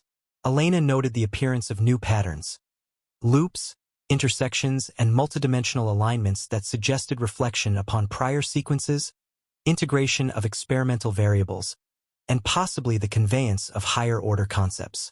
The intelligence's capacity for adaptive behavior, structural complexity, and temporal coordination had reached a level that surpassed every previous observation. Elena felt a profound understanding take hold. The river had become a conduit not merely for observation but for interaction, a bridge connecting human perception with an intelligence whose dimensions, methods, and cognition challenged the very definitions of life and consciousness. As the night waned toward dawn, the final sequences emerged: overlapping ripples, interwoven light patterns, and synchronized electromagnetic pulses forming a cascade of interaction that radiated outward from the river's center. The team watched in awe, understanding that the display represented a culmination of communication, observation, and environmental manipulation. Every gesture, pattern, and sequence was deliberate, coherent, and harmonious, a final testament to the intelligence's capacity for interaction. Elena documented the sequences with meticulous precision, recording every interval, amplitude, and spatial alignment. She realized that while the semantic meaning remained largely opaque, the structural clarity and consistency indicated an extraordinary level of intelligence, capable of abstract reasoning, multidimensional perception, and adaptive communication.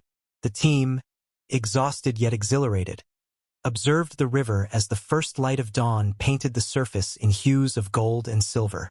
The entity gradually withdrew, its forms dissolving into the river and ambient environment, leaving subtle ripples, faint light traces, and residual electromagnetic signatures as a silent testament to its presence. Elena felt an almost sacred sense of closure.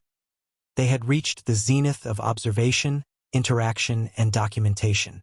The intelligence had demonstrated comprehension, adaptive problem-solving, structural communication, and a capacity for multidimensional interaction that surpassed all prior scientific understanding. In the quiet aftermath, Elena reflected on the journey.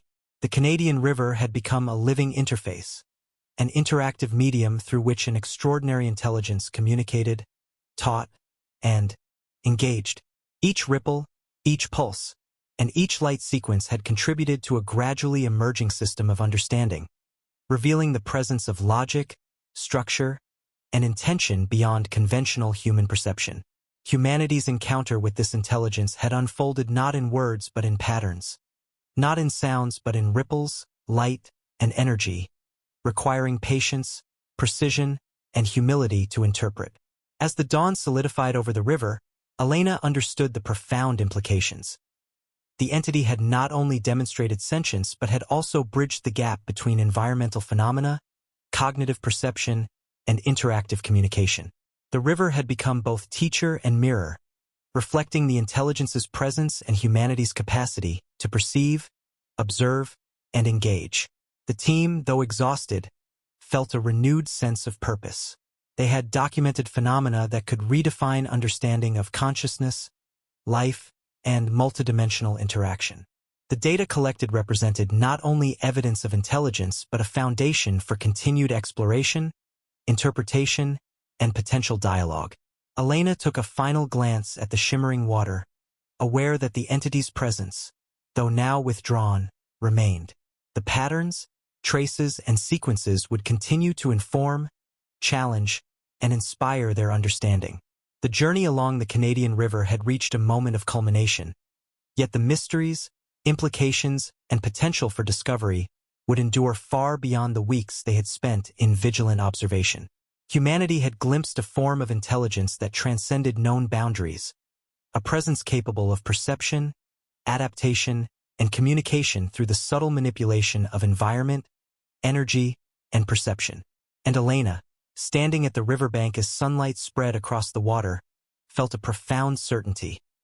They had witnessed something extraordinary, something that would forever alter the landscape of human understanding, consciousness, and the very nature of reality. The Canadian River shimmered, quiet yet alive, a testament to a presence that had revealed its intelligence through interaction, patience, and pattern. And in that moment, Elena understood that while the entity had withdrawn, the bridge had been built, the dialogue initiated, and the path to comprehension had been opened. One ripple, one pulse, one reflection at a time.